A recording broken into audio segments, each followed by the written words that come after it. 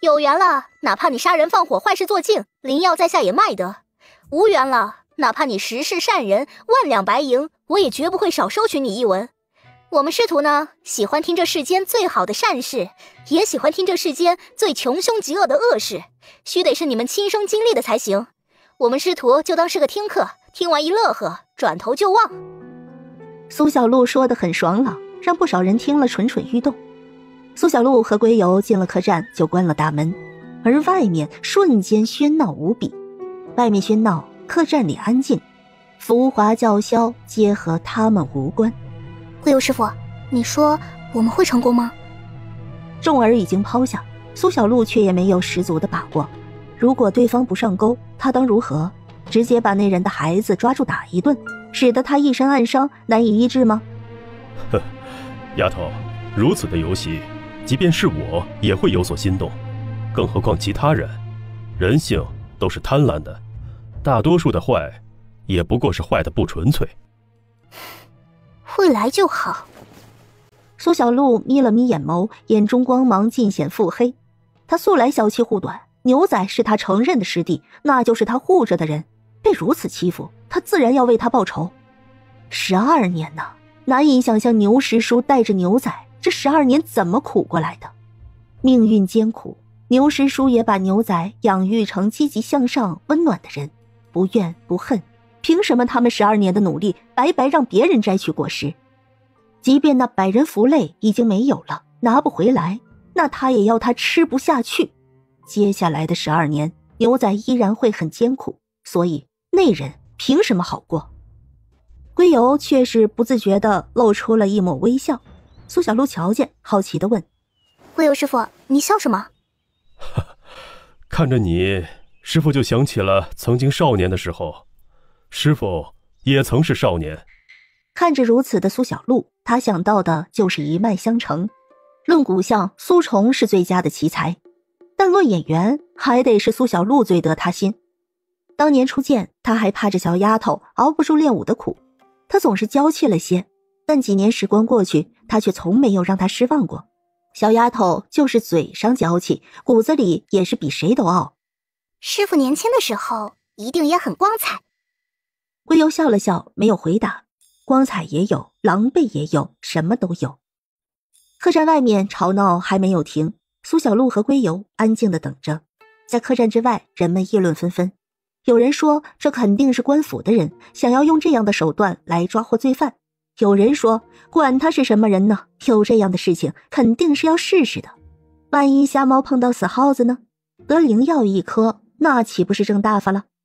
人们都吵闹着要试试，但谁去做第一个？一时半会儿还真没有人上前去。让一让，让一让。这时候一辆马车来了，赶车的车夫叫着人群让开。是黎大商人的马车。哎呦，是黎家家主亲自来了。黎家那么有钱，肯定是来领药的呀。他是为了他家大公子买的呀。大公子前2年坠马摔废了腰，这灵药应该能治吧？让一让，咱们再看看。马车驶到客栈面前，神色冷漠的李宇就出现在大家面前。黎大公子真的废了呀，他真的不能走了呀，看着好严重啊。哎，可怜了黎大公子，年轻有为，却遭遇祸事，这下成了废人，连婚都被退了。人们议论起传言听见的事情。黎家主皱起眉头呵斥：都住口，谁在乱嚼舌根，别怪我黎正刚不客气。父亲何须盛怒，他们所说的不过是事实罢了。李宇冷声开口，他语气冰冷，面无表情，冷峻的容颜宛如常年冰封的天山，让人倍感疏离，难以靠近。黎正刚看了一眼李宇，忍下怒火。李宇看着紧闭的客栈门口：两位侠士，在下李宇，前来以故事换得灵药，请进。苏小璐话音刚落下，门就被打开了，一大股水涌出来，包裹住李宇，卷着他进了客栈。玉儿。黎正刚才迈了一步，客栈门就已经关上了，瞬间凝结成冰，冒着冷冽寒气。他皱着眉头，只得在外面等候。李宇看着这宛如火雾的水，眼里有着暗芒，稳稳地落坐在苏小璐和归游面前。听着客栈的门关闭，李宇也不慌不忙，看着归游和苏小璐抱拳见礼。二位好。李公子好。在下想用故事换灵药。在下李宇，生于榆林县内，父亲为榆林最大商人，母族为榆林官家。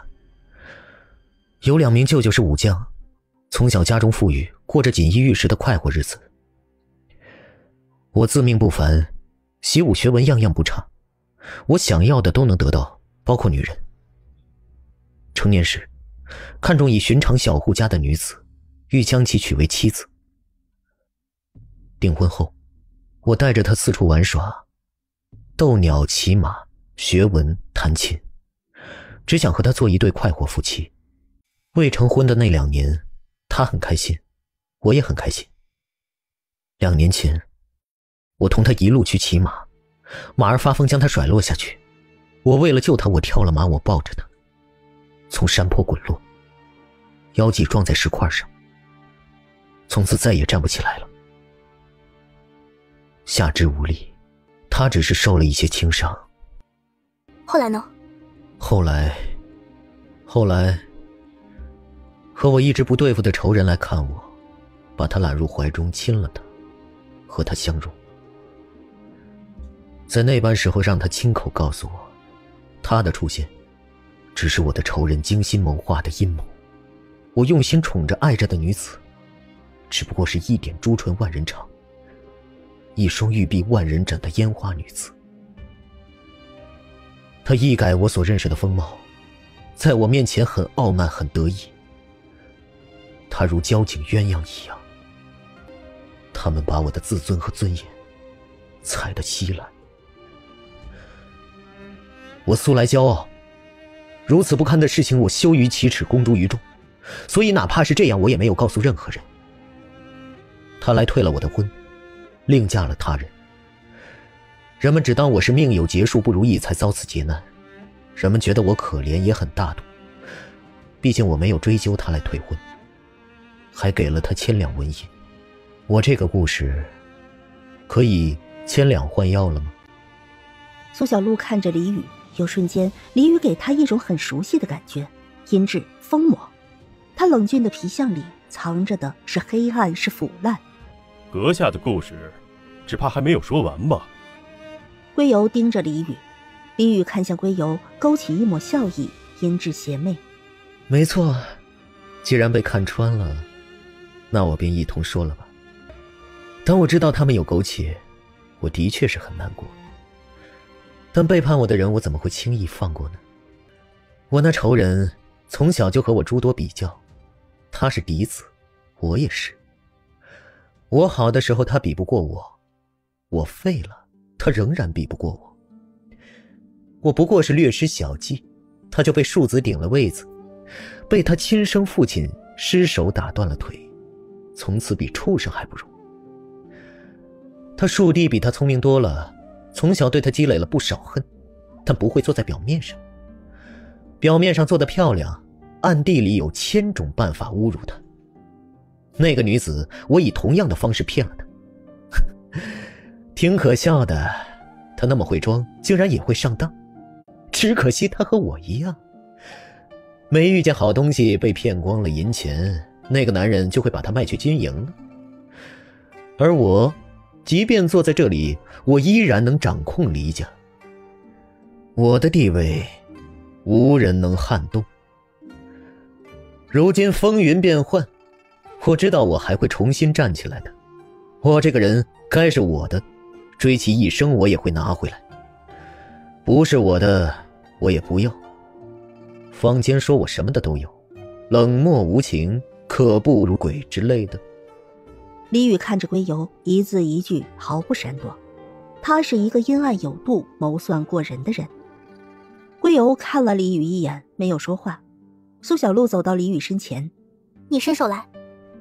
苏小璐给他把脉，李宇的确是有些武功底子，而且还不差。你武功不错，坠马应该不至于伤到这程度。是的，当时没有这么重，我中了药，昏迷前看他亲自用石头砸的。苏小璐拿出2粒药给李宇，这2粒药2000两，可治好你这暗伤。去到异地狱冥想感应，则能获得异能。李宇拿过药，当着苏小璐的面就吃了下去。他看着苏小璐，似乎有些不解：你这样的能力吗？这是额外的好处了，为什么要告诉我呢？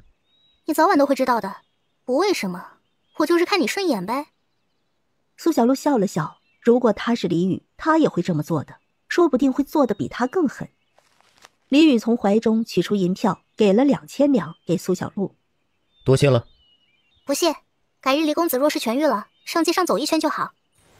苏小璐说完，就用水将李宇包裹起来，如同他进来的时候那样，把他给送出了门去。李宇是榆林有名有姓的大户人家，他的事情在这里可能是家喻户晓。一个废了站不起来的人好了起来，有什么比这更好的宣传吗？李宇到了外面，他看着紧闭的客栈。在下答应了，改日一定说到做到。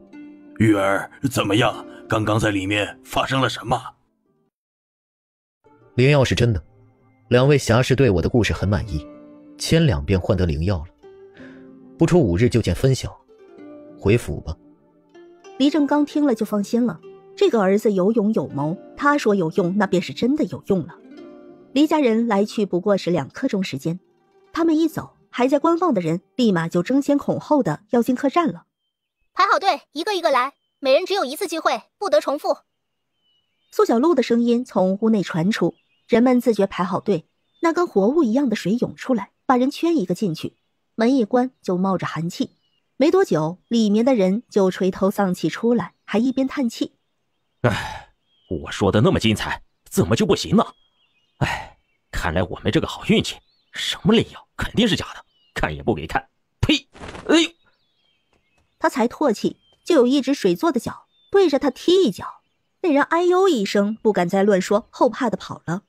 这也让人们警醒了，里面的人是他们惹不起的，就算什么都得不到，也议论不得。人们一个接一个的进屋，又一个接一个的出来。有人真想浑水摸鱼，但才排到就被水做的脚踢出去了。任立威的手段让那些心有叵测的再不敢乱来了。不管里面神仙是怎么分辨的，反正他们做不了假就是。天黑了，苏小璐就宣布今天到此为止，明天继续。人们有想法也不敢说，打不过能怎么办？忍着呗。反正在这短短几个时辰，榆林县内出现一对能者师徒，身怀巨宝，有异能，有灵药做买卖，用故事可以换灵药，已经传遍了大街小巷。一时间，不管是人声鼎沸的茶楼，还是寻常百姓家里，都对此事津津乐道。而黎家大公子获得灵药的事情同样也传遍了，人们都在观望，看看这个废了2年的黎家大公子会不会好起来。毕竟2年前他坠马后站不起来又被退婚的事情也在榆林传了很久。夜深了，黎家依然灯火通明，一盆一盆的黑水从李宇房间里面端出来。黎家主和黎夫人面色焦灼的在外面等着。老爷，这到底有没有用啊？雨儿不会有事吧？黎夫人心里焦急，她这个儿子勇谋过人，一直都是她的骄傲。遭遇横祸，她还怕他一蹶不振，但李宇都熬过来了。黎家主沉吟了一会儿，他看了看身边的老妻。哎呀，夫人莫急，玉儿她自有打算。黎家主垂下了眼眸。此时的屋内，李宇身边都是他的心腹。李宇坐在浴桶里，全身不停地往外分泌黑色腥臭的汗珠。浴桶的水换了又换，也不见清澈。李宇凝神聚气，不停地运转内息。他从来没有这么臭过，他甚至难以想象人的体内竟然能夹杂这么多的脏污。他也很嫌弃自己，简直比臭水沟爬出来的臭老鼠，甚至比这还臭。内息运转了一圈又一圈，他能感觉到经络越来越顺畅，甚至都被撑大了。他的身体好了，比以前更好，就是这太臭了，他既嫌弃又欣喜。水换了一次又一次，他不由得想，客栈那边晚上还安宁吗？那对师徒如此的张扬，就不怕引来祸端吗？李宇睁开眼，对身边人吩咐：派5人去看守客栈，有需要的时候出手保护那2人。少主，可是要请回来？这倒不用。今夜怕是没有那么太平，有需要出手相助，但把大麻烦请回家来，他也没那么蠢。那两师徒和他素未平生，也不过就是点头之缘。他视线下垂，看着手臂上冒出来的黑色汗珠，沉吟了。在属下领命出去之际，他又开口：等等，如果他们不敌，就回来。至少在榆林，他想护还是能护着的。就如那小姑娘说的，看他顺眼呗，他看他也挺顺眼的。小姑娘女扮男装，别人或许看不出，他却是一眼识破。是。寂静的黑夜，屋顶有轻微声响，声音细，即便是功底深厚的人也难以注意。苏小璐动了动耳朵，终于来了。没想到榆林县还有这样的高手。他摸了怀里的剑，黑暗中龟友只说了一个字：去。苏小璐一笑，纵身破窗而出，下了屋顶，数位黑衣人一跳。这难道就是区别吗？他们的动静已经很小了，准备用迷烟，还没来得及动呢，里头的人就被惊动了，一时间让他们都有些停滞。到底还动不动手啊？但只停滞了几息，几人就不约而同朝着苏小璐提剑攻击而去。苏小璐也很兴奋，这是他为数不多的几次实战之一，不是熟人，刀剑无眼，他的血液都沸腾了，剑比脑子还快。他有点明白龟友所说的剑就是你，你就是剑的禅意了。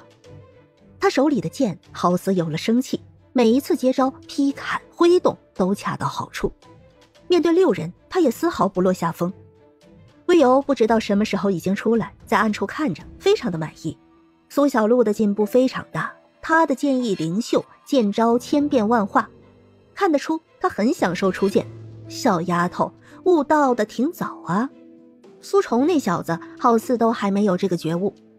苏小璐实力是不如他，但在悟这方面确实比苏崇厉害。苏小璐游刃有余，并且还没有用异能，那6人开始逐渐吃不消了。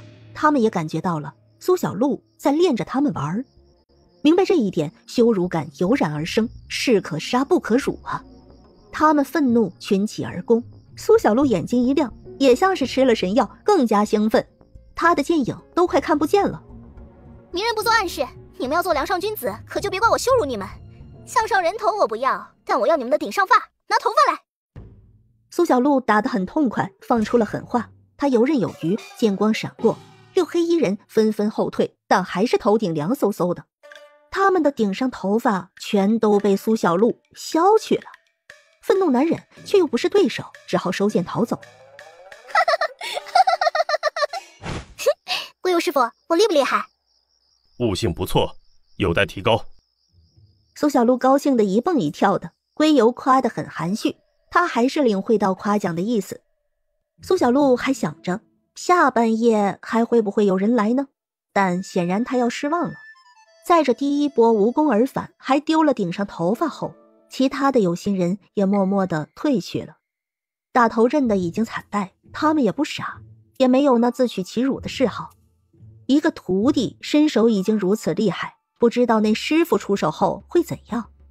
难怪别人敢大张旗鼓地做买卖，感情是有这个底气。明抢是走不通了，还是先看看，依着游戏规矩来，或者大手一挥用钱买。暗处的人一波一波退去。李宇听着回报，眼中神色情绪不明。半晌后他开口：看来是我多虑了。他的功夫竟然那么厉害，他看来好像还会医术。他这真的是优异呀！随着水逐渐变得清澈，外面的天也逐渐亮了。李宇缓缓从水里起身，围上衣物，他的双腿不再绵软无力，从水里出来，每一步都走得稳妥。他低头看着自己的双脚，缓缓地勾起了唇角。那女人亲手砸断了他的腰，使得他站不起来，但如今他又好了。恭喜少主。去找一找，没死的话，把那女人给我弄回来，让她瞧一眼如今的我，再送回去。备一份厚礼，我要去看一看王冕大公子。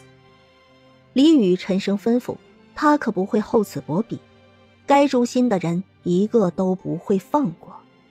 他就是要他明白，不论是什么时候，他都比他强。他还能重新站起来，那王冕可就没机会了。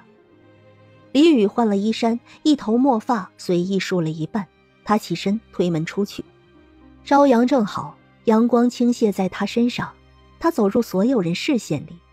姨娘庶子惊讶不甘，哪怕只是一瞬。父亲惊讶后欣喜，随后换上慈祥过来道喜。母亲热泪盈眶，扑过来上下检查。好了，好了，真的好了。让母亲担忧了，今后不会了。儿子好了。好啊。连说3个好，他心里太高兴了，别的什么也不想说。好了就好啊，好了就好。李宇本就是嫡长子，他比庶子出众，如果他好了，那这个家主之位还是他来做更好。多谢父亲。李宇很快地出了门，这一次他没有坐马车，而是骑着马带着下属出府。时隔2年，他重新出现在大众面前，虽比以前清瘦几分，风采却不减当年。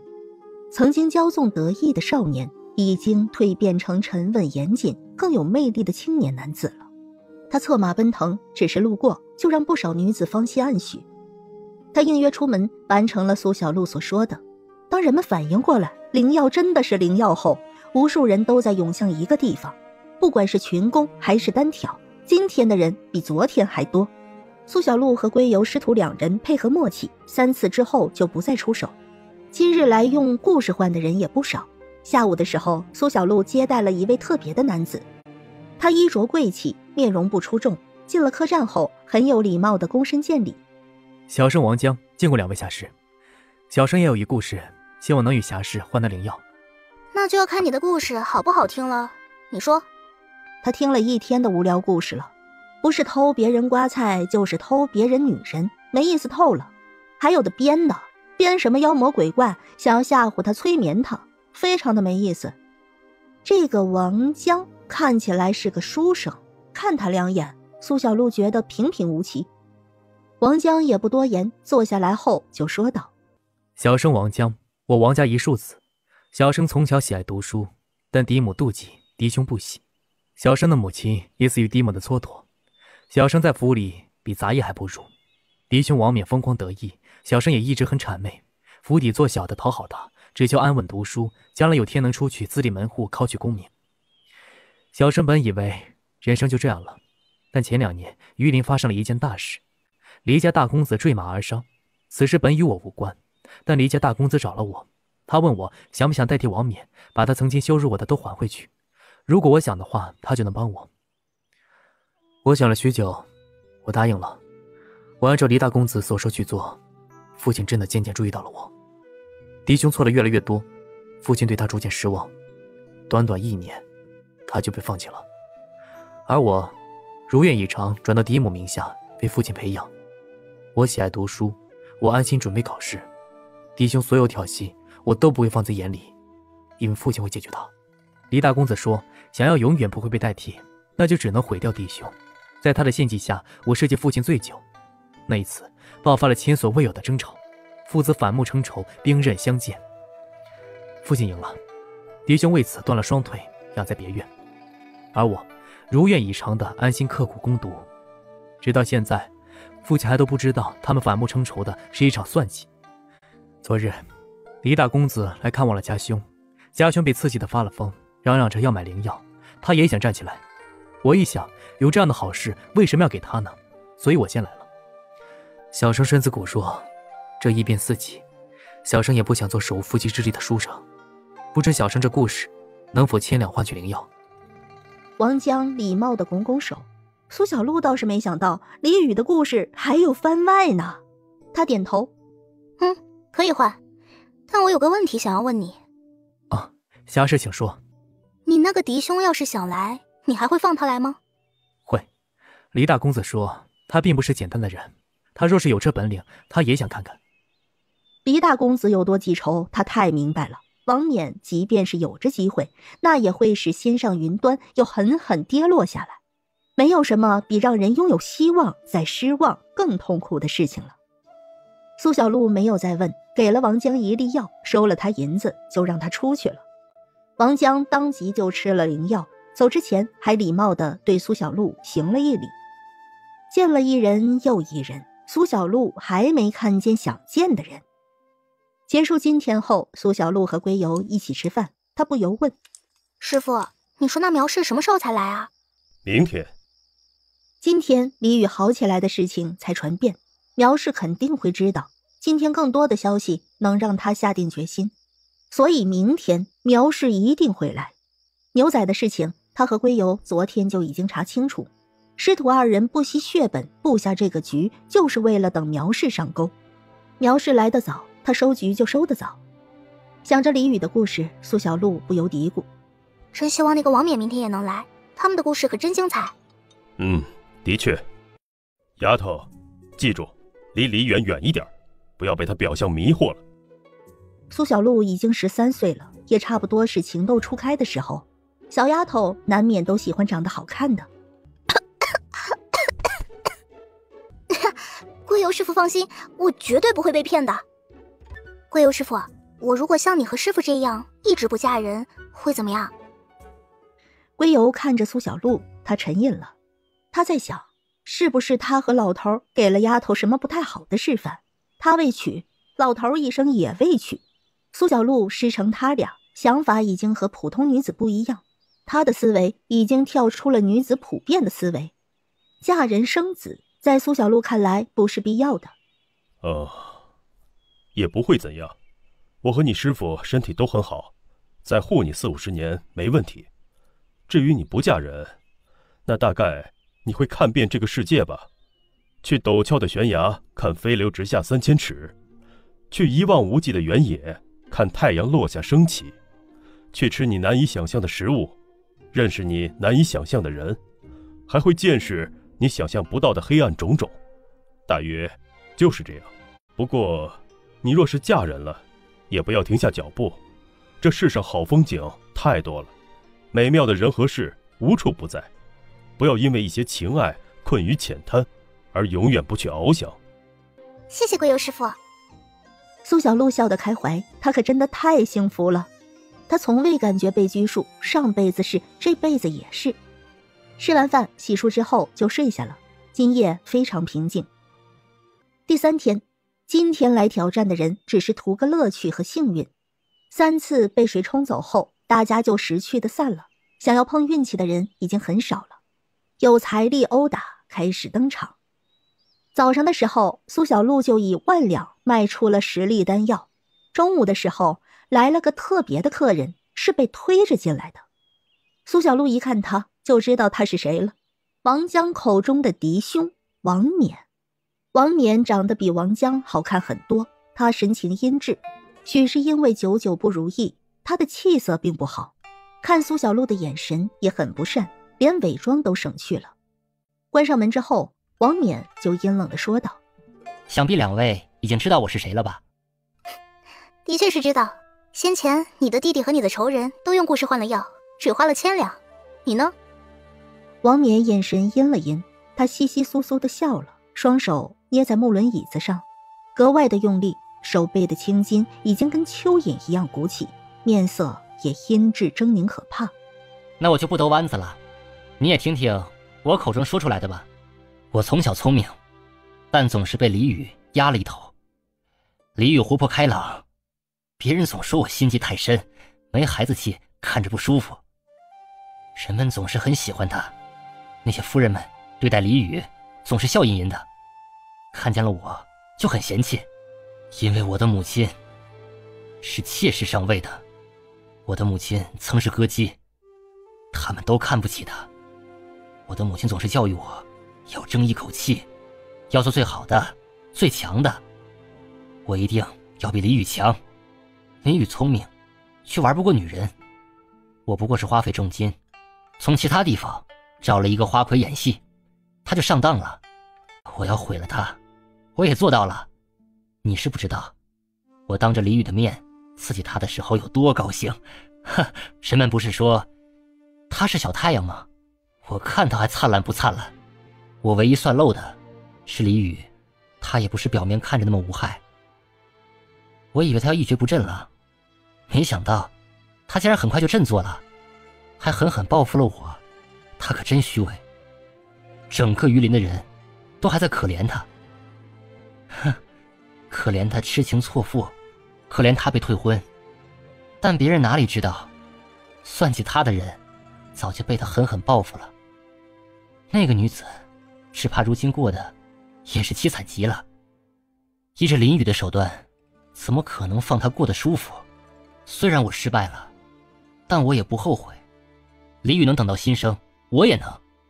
现在就是机会，怎么样？我的故事你满意吗？我说我不满意，你当如何？哼，不满意就不满意，我能怎么样？不能用故事便宜些，不还能用钱买吗？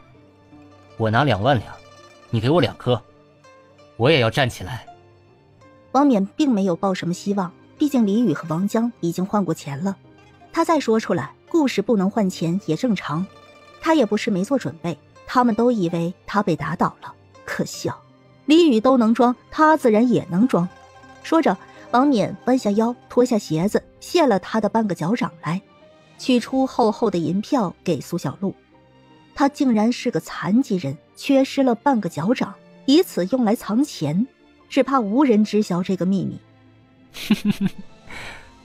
我生来残缺，我的母亲一直把这事藏着，从小我这脚就价值不菲，我怎么可能没有留后路？假以时日，等他翻身，他一定要把受过的耻辱全部还回去。只要有机会，他一定会踩得李宇和王江永远没有机会翻身。苏小璐只取了2000两。你的故事很不错，可以用来换药了。他倒了灵药给王冕，王冕愣了一下，随后什么也没说，把银票又仔细收好，然后拿了药一口就吃了。你们要是肯帮我离开这里，我这所有的钱都可以用作报酬。我只要不动声色离开这里，白了远就行。他眼里有着熊熊的复仇之火，即便是看着苏小璐也没有隐藏。这样如豺狼的人一看就知道是不懂什么是感恩的，哪怕你帮了他，将来说不定会狠狠地咬下你的肉吃掉。王冕没有善。苏小璐看着他，却是露出了笑意。好啊，他曾经许诺过要救100个恶人，王冕也是恶人，正合他心意。恶人自有恶人磨，这不就来了吗？他救他是为了还曾经的愿，但又没说要救他多久，救一时就是救，给他希望又摧毁，没有什么比这更痛苦的了。苏小璐答应了，王冕还有些诧异，但由不得他多想，因为他没有路选，来这里已经是放手一搏。他有机会来，就是因为李宇放水，不然他连家门都出不了。王冕留在了客栈，被安顿到了楼上。他在楼上一直看着苏小璐师徒又接待了不少人，眼中闪过阴暗。这师徒俩挣的可真多呀，不费吹灰之力就挣了这么多。下午的时候，一名穿戴纱帽的夫人进了客栈来，看见他的时候，王冕眼睛亮了一下。二位好，我以5万两买二位手中灵药。苏小璐看着他笑了笑。夫人不急，我更喜欢的是故事，夫人不妨说一说自己的故事。我听说2万两可得药，难道是假的吗？两位口中说出来的话语是不算数的吗？怎么会不作数？还能获得一些别的奖励哦。反正我们师徒也不会说出去。我没兴趣把自己的事情说给别人听，如果卖药我就买，不卖我就走。苗月华依然不卑不亢，他可不是那些跳梁小丑，把自己的事情道出来说给别人唱戏听，对此他一点兴趣都没有。苏小璐拿出灵药，倒出5粒递给苗月华，苗月华伸手拿走，他把银票推了推，苏小璐伸手就拿走收好。雷帽之下，苗月华目光阴滞了几分。两位侠士，我住东街萧府，两位若是有兴趣，可到我府上小聚。他的银钱可不是那么好拿的。不了，我和师父喜欢住客栈，夫人看着也不是好相处的，我们师徒就不冒这个险了。苗月华勾唇冷笑，自傲自大，他没再说什么。苏小璐把他送出了门，门关上。师父，他好恶毒，在银票上下了东西。苗氏来了，但他一出手就不是善类，本来是银货两讫的买卖，他却下阴手。呵呵，这也正常，5万两不是小数目，灵药很值钱，谁不想全部要呢？暗抢的事情都有人做，何况明算？算不过，那就是咱们师徒技不如人。江湖仇怨多是这样，不过谁的骨头更硬，那就不好说了。不怕他咬钩，就怕他不咬钩。出去对人说，所有丹药都被他买完了，我们没有了，收摊了。该上钩的人已经上钩了，那就没有必要再卖了。苗氏要算计，那就算呗。苏小璐坏坏一笑，点头，一开门就出去了。看着不远处离开的马车，苏小璐冷声说道：各位榆林好汉，我和师傅所得的灵药到现在已经全部售完了。刚才那位夫人可真是大手笔，所以故事换灵药到此为止了。人们一听顿时沸腾了，没有了那就是没有机会了，扼腕叹息。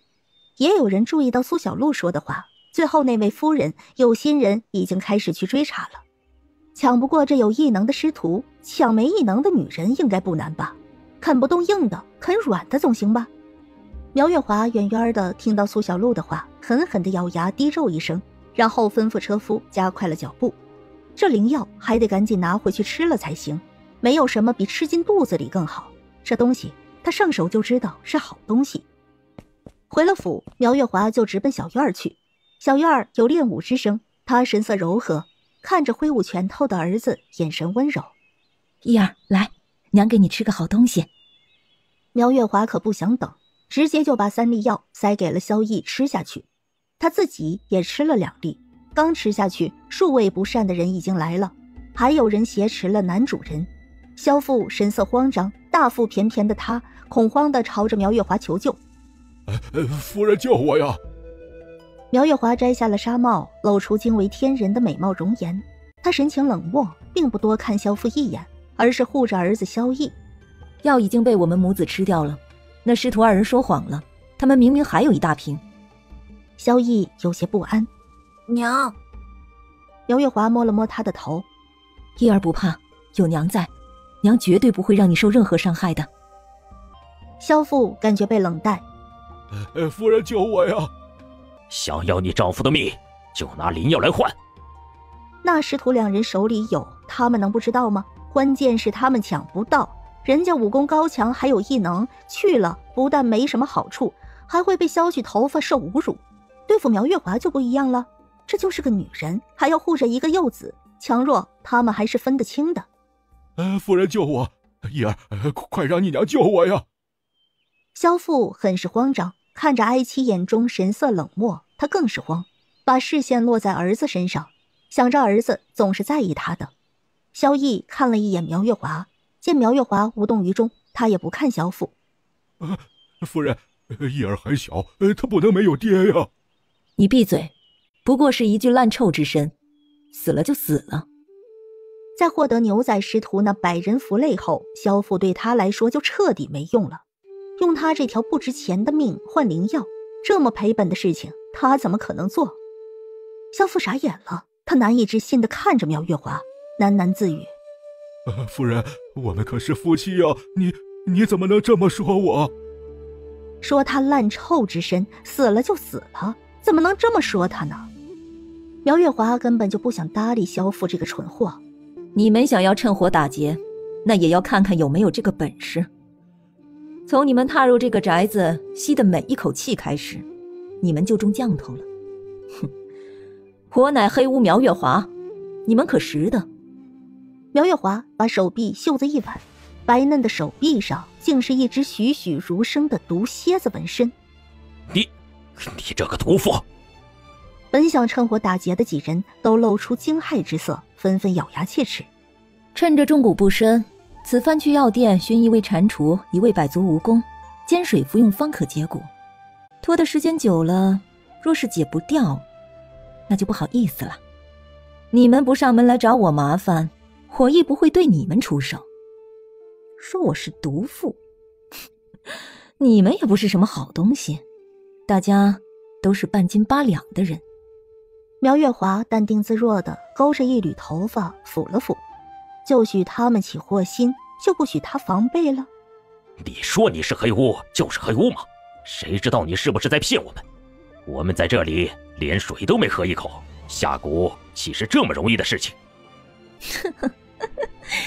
你们大可掀开眼皮看看自己的眼睛，看看眼球中是不是有一条白色线虫。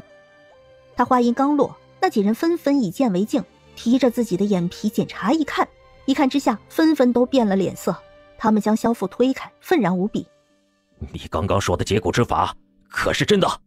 自然是真，但你们若继续耽搁，虫子长大了可就没用了。那几人咬牙纷纷退去。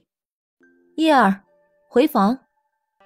夫人，叶儿，我……夫人，你怎么了？为什么突然变成这样？我对你这么好，我把全部都给了你，我……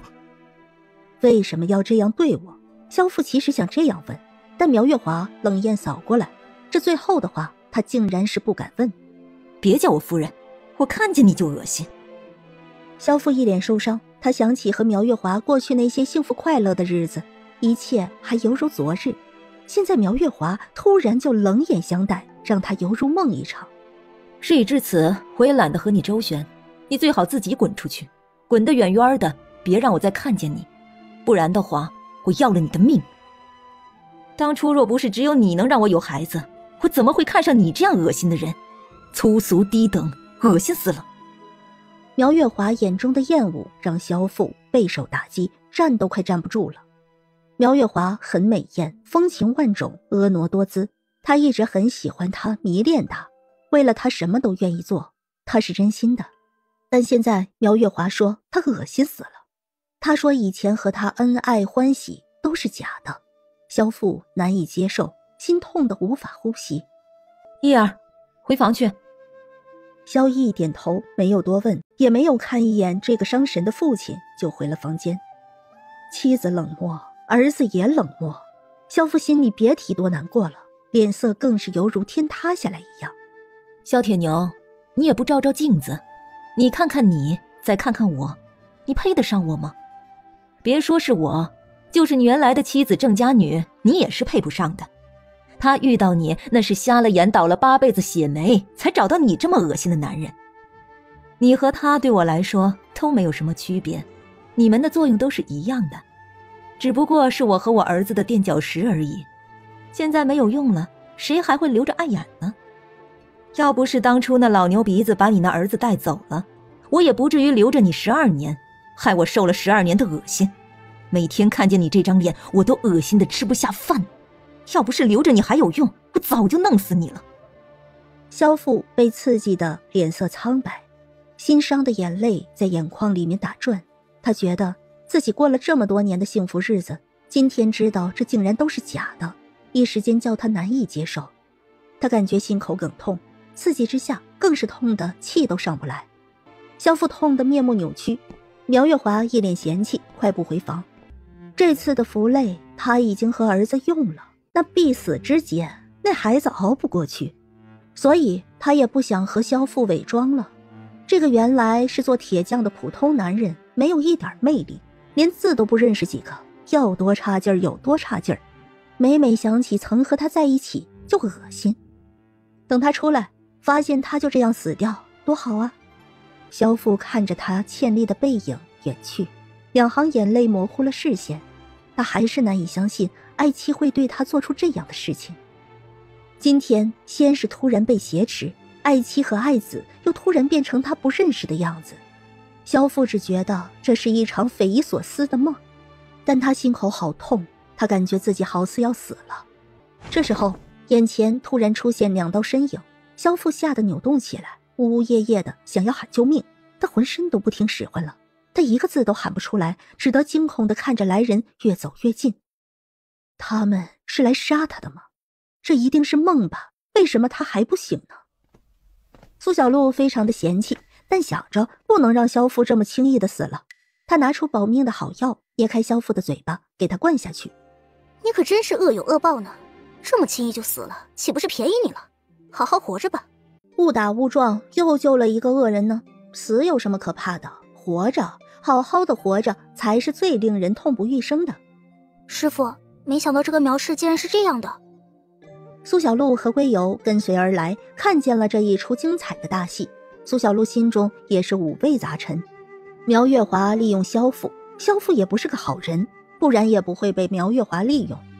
萧父有现在是他活该，苗月华将他师弟的果实摘走，招惹来了他，也是苗月华活该。不用管他。苗氏是黑巫，手段阴狠。他虽然不如你陈叔夫妻，但阴险手段多，还是要小心些。他们既然布下了局，肯定要来收个结果。他是黑巫，那陈叔和婶婶呢？他们是白巫蛊传人，黑巫只学害人的东西，白巫传人二者都学。黑巫其实是巫蛊的叛徒。后面我会给你陈叔他们传个信儿，巫门事还要他们来清理门户。师徒二人身子轻盈，几个飞跃就消失在萧父的视线里。萧父命是保住了，但他还是不能动弹，痛苦的眼泪鼻涕直流。他感觉一下子好似不认识这世上的人和事了。他美貌温柔的妻子怎么成了巫蛊人？听话孝顺的儿子也对他冷眼相待。他有没有被下蛊？他的身体里会不会全是虫子？萧父痛苦无比。苗月华和萧逸都在静坐，他渐渐能感觉到身体在往外排出垃圾，身体的改变让他非常的欣喜。这种轻盈的好似要成仙的感觉实在是太好了。然而窗户传来响动，他惊得睁开眼，来不及反应就觉得胸口一痛，整个身子一下子动不了了。谁？苏小璐和龟友从窗口进来。是你们？你们这么做未免太没有道德了。银货两讫的买卖，你们还要使这种阴险的小人手段，可真让人不齿。呸！你这个恶心的老妖婆，到底是谁阴险？你敢在银票上动手脚，我们师徒还不能来讨个公道了？苗月华皱了一下眉头，随即他冷冷地盯着苏小璐。小公子尖牙嘴利，胡乱给人定罪，当时怎么不说呢？要我说，那毒药还是你后来自己放的。苗月华没想到这么快就被看破了，但那又如何？只要他不认，这师徒二人也没有办法。他下的东西，这师徒二人怕是见都没见过，他们又能有什么办法？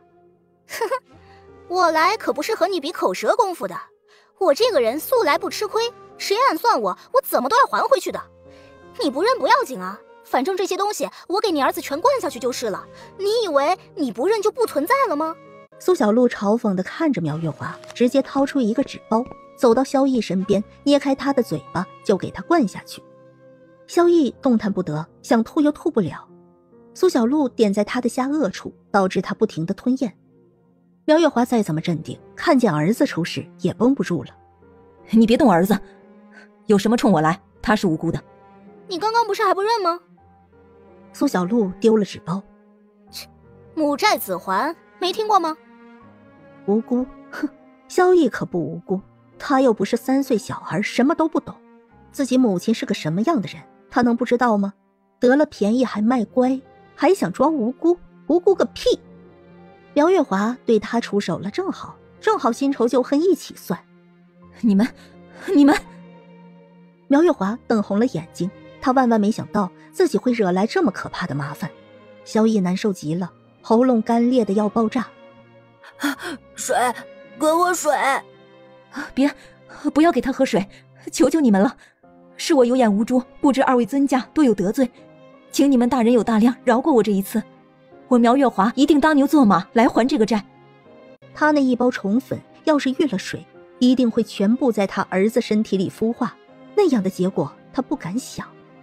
苗月华后悔无比，他以为这师徒二人只是功夫好了些，又有了异能自傲的狂徒，他们不会那么细心，发现那些虫粉末会在数钱时候不小心沾到，会在吃喝时候不小心吃一些，他们会受尽苦楚，最后求上他，他以此做要挟，能拿了他们师徒手里所有的好东西，却不想如今搬起石头砸了自己的脚，他起的祸心，最后竟害了自己的儿子。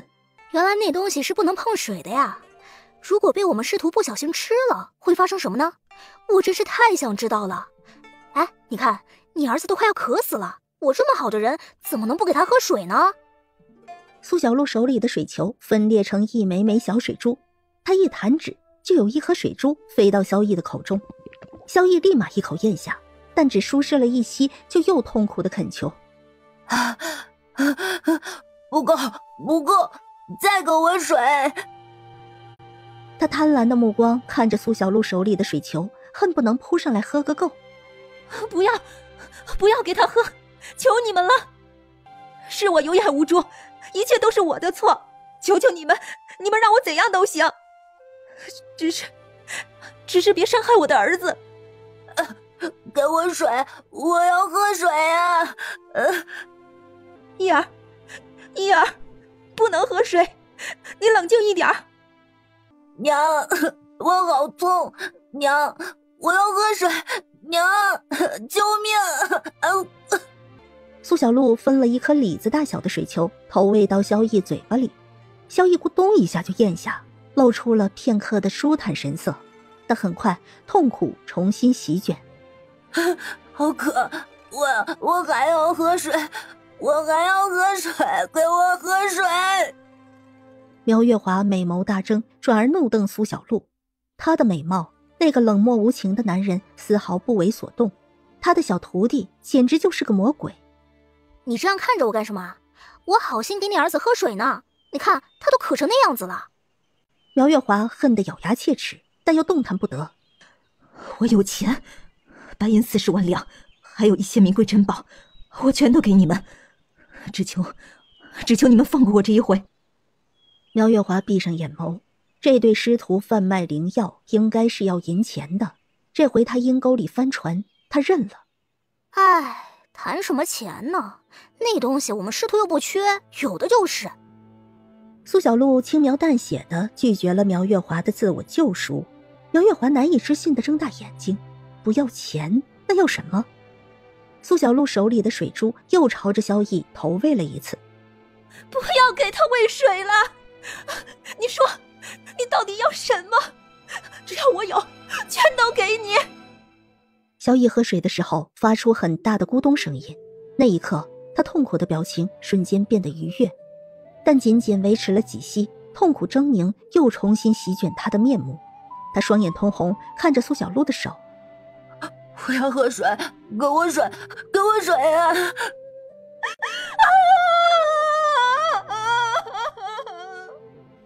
苗月华痛苦的尖叫，折磨他的儿子比折磨他更让他痛苦。他宁愿他自己来承受这一切的折磨，也不宁愿自己儿子受这样的罪。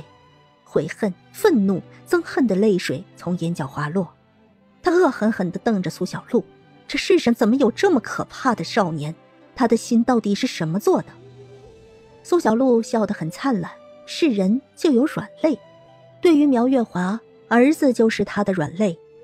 苗月华加诸在他师弟身上的，师弟不能来讨，他就替他来讨，要苗月华10倍奉还。苗月华看着苏小璐笑得这么灿烂，他只觉得浑身发冷，这个恶魔到底要什么？苗月华看着他一上一下的抛着水球，在脑子里快速的想象怎样延缓苏小璐这样的行为。他需要时间来冲破穴位，他从来都不是坐以待毙的人。苏小璐这样对他儿子，等他有机会了，他一定会1000倍万倍的还回去，他一定会让折磨他儿子的人生不如死。苏小璐笑眯眯的，手指一弹，如花生粒一样的水珠一连串的弹进萧逸嘴巴里去。萧逸把嘴巴张得很大，像是巢里的雏鸟等投喂那样子。他无论喝多少水都不觉得够，喝水的时候觉得好过，但一停下来就觉得痛。没有水喝，他面目狰狞。娘，杀了我吧，我不想活了，娘，我好痛啊！苗月华心如刀绞，他拿捏不住苏小璐的脾性，他想到苏小璐师徒在以故事换药。我有故事，我有故事，我给你们说故事，求求你们不要再给我儿子喂水了，再这样下去我要了他的命的。那药粉是虫卵，遇水孵化，会在3日内慢慢成虫，会食人的五脏内里，让人痛不欲生。都怪我心生歹念，我想要你们手里所有的灵药。哦，原来是这样啊，那我们师徒要是一个没注意，岂不是要像你儿子这样？不会的，不会的，你们不会吃下去那么多。以你师父的阅历，他一定会很快发觉。在那之前，你们就会来找我拿解药了。苗月华垂下眼眸，他本来也是这样算的，只是他不会那么爽快的给解药，会让苏小璐师徒俩吃一吃苦头，和他合作。你好恶毒啊！所以我来有仇报仇，有怨报怨，我也没做错啊。我只不过是以彼之道还彼之身罢了。苗月华心头呕险，这个少年有着最灿烂的笑容，可内里却比魔鬼还可怕。惹上这样难缠的人，是他失算了。就这，想要让我放过你们，远远不够。我呢，最喜欢听故事了，要真实的才行。好，我给你说故事。苏小璐从针袋摸出2根细入毛发的银针，走到苗月华面前，一运气，直接就把一根银针拍入苗月华心口，另一根也是拍入他的命门里。你这么恶毒，我可得防着你呢。万一你暗中冲破了穴位，拿着什么虫粉撒我们师徒一个措手不及，那可就不好玩了。苏小璐用着最纯真的样子，说着最气人的话。苗月华只觉得喉间一股血腥翻涌，内息也开始紊乱。他把血腥咽下去，努力让自己内息平复。他从未料到自己会遭受此一劫，他到现在也不明白为什么会有这样的劫难。他的命数顺利，儿子也是一帆风顺，为何突然就遇难？他想不通。若说这苏小璐是冲他来的，他又觉得不是，因为他根本就不认识这师徒2人。他美眸大睁，突然想到了什么。你们是牛老道找来的，对不对？是他让你们来报复我的，对不对？他难道不怕天谴吗？他那样的命，他不怕报应吗？不怕天罚吗？苏小璐不耐烦地揉了揉耳朵，直接给萧逸弹喂了一大颗的水球过去。萧逸咕嘟咕嘟的大口喝着，如牛饮一般。不要！你好吵！苗月华连忙闭紧了嘴巴。老妖婆，你搞搞清楚，我们师徒做着正当的买卖，大家都是钱货两清，是你一人在先。我们师徒有怨报怨，有仇报仇，这是天道好轮回。你这才是叫做报应，明白了吗？照你这么说，你阴毒在先，我们来找你报仇还不应该吗？难道我们找你报仇还怪我们租用客栈老板的罪了？是他租客栈给我们，才害得你起了歹念，老天要怪罪他，要天罚他吗？又或者老天要怪我们没有把药白白的送给别人，要怪我们不该有仇报仇吗？哼，老天爷要是这么不明事理，那可真的就是瞎了眼了。天有道也好，无道也罢，理也不是你说了算的。你要是有本事，今日鱼肉刀俎互换，说得好似你会高抬贵手一般。大家都是江湖中人，技不如人就该认，没道理你打我就对，我还手就成我的错了。便是天道在此，也是这样才对嘛。苗月华脸色就阴沉许多，他哑口无言，他甚至不敢再乱说，他怕哪句话让苏小璐不高兴了，又给萧逸水喝。萧逸的肚子已经开始鼓起来了，犹如怀胎5月的孕妇，他仍然一脸痛苦之色。苗月华心疼得掉泪。是我不对，是我罪有应得，一切都是我的错，求2位侠士饶过我们母子。苏小璐把头一扬起，走回桌子边坐下，贵由不出声，是静静做一尊雕塑，偶尔看着苏小璐的眼神有些许的宠爱。他无言，却是苏小璐强大的后盾。我乃黑巫传人苗月华，自幼习黑巫蛊术。我非常聪明，最恶毒的蛊术，最复杂的黑巫蛊术，只要钻研几次我都能学会。于是师父就把我当作器物，用以挡他的劫数和磨难。我命也不好，我一直潜心钻研黑巫蛊术，可在14岁却被他卖入烟花地。他要我在最卑贱的地方活着，于是我熬了好几年，终于有机会下蛊杀了他。然后我就想尽办法寻得一人托籍，可惜那人是个赘婿。他原本只是个穷铁匠，得天眷顾，一朝走运，而我也只有跟着他才有机会翻身，才有机会逆天改命，过正常的日子。所以我用尽办法让他爱上我，迷恋我。于是他就把我带回了家，从而冷淡了他的妻子，也忘记了他对岳父岳母的诺言，只宠我一个人。不久后，他的妻子怀了身孕，他能做母亲了。可我却是不能。我很嫉妒他。我想着，我既然能逆天改命，那就没有什么不可能的。我一个人活在这世上太孤独了，我也想要生个孩子。于是我用尽了办法，才有了这个儿子。我的儿子本来也不该有，是我逆天改命强求才有的。所以需要一位有着同样血脉的兄弟姐妹来换他的命。而那个女子肚子里的孩子，就是我最好的选择。他不过是一个平凡的人，哪里斗得过我呢？被我算计了，他也不知道。本来他和他的儿子都应该死去的，或许是他命不该绝，或许他父母曾经是大善人，在天之灵保佑他，让他遇见了一个老乞丐，而老乞丐告诉他他被改命了，他便信了几分。生产的时候电闪雷鸣，一切很可怕。他信了那个老乞丐，就用自己的命换了他儿子的命，给他该死于非命的儿子换了一线生机，用12年，12属性一个轮回更迭的时间。只要积100人符类，再做以血亲3滴血，就能够获得平安。而刚好今年就是12年。那个老东西带着那个小孩回来了，他们在这12年真的积累了100人符类，而那些都是真挚虔诚的至宝啊。他们真的收集成了。而那么好的东西，我怎么能放过呢？啊！他们真的收集成了。而那么好的东西，我怎么能放过呢？啊！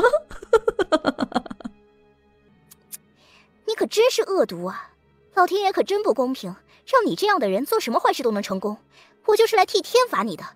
古人云，夜路走多了一定会撞见鬼，常在河边走哪能不湿鞋呢？你之前之所以次次成功，那是因为你没有遇见我，所以今天我们师徒一定要有仇报仇，有怨报怨，要替天行道，惩罚你这个恶人。苏小璐说的豪情壮志，一番漂亮话让苗月华心里堵得慌。他能感觉到有什么东西在无形之中加诸在他身上了。老妖婆，你快点继续说，我还没有完整的了解事情经过呢。我可是一个公正的人，什么样的恩怨怎样去报复，我是要让你明明白白的。苗月华喉间血腥翻涌，他狠狠咽下。后来我把他们辛苦积累的东西给我儿子吃了，他们辛苦12年全部白费。而他们师徒2个都是性命残缺的人，再也不会有下一个12年的时间了。他们一定会死得凄惨，或是阴沟腐烂生蛆，或是暴尸荒野，被豺狼吞食。苗月华眼眸阴暗，这些本来才是正确的轨迹，他和儿子一定会一生平安喜乐的。但如今他不太确定命运是否有变。他看着苏小璐，他不懂看相，但也感觉苏小璐很不凡，绝对是大富大贵的得天独厚的命。苗月华心里头像是沉了个大石头，沉甸甸让他难受。他的命好是偷来的，苏小璐命好却是与生俱来，两者相处，他只会被压得死死的，这叫命压命，该是什么命就是什么命。在苏小璐面前，他无疑就是那被打的显露原形的妖怪。哇哦，你好恶毒啊！是的，我就是一个阴毒的妇人，但再阴毒的人也有自己最在意的。我的儿子就是我最大的软肋，只要你们能够放过我儿子，我什么都愿意答应。哼，你可真是搬起石头砸了自己的脚啊！该说不说，这就叫做报应。哎，你从我这儿买了5粒丹药，你该不会全……苗月华一直在奋力冲破穴位，而苏小璐一直在刺激他，爱子心切。苗月华冲破了穴位，将那根银针震碎成无数段。他顾不得他们在他身体乱窜，疾步朝着萧逸扑去。他倒在萧逸面前：“我儿，水，给我水，我要喝水。”他明明喝了那么多水，但还是不够，还是好渴呀。苗月华心痛极了，从怀里摸出一包药粉，捏开萧逸的嘴巴就倒进去。逸儿，快咽下去，快！好难吃。萧逸的身体根本承受不了灵药的催补，他没有任何残缺，也没有武功底子。灵药本就是属于拔苗助长，没有根底支撑，身体会因为进补过多爆体的。萧逸吃了那些虫粉，中和了一下，但后果也不是他承受得住的。苗月华自认为把最好的给了他，但却不知道，正是因为这样，反而害了他。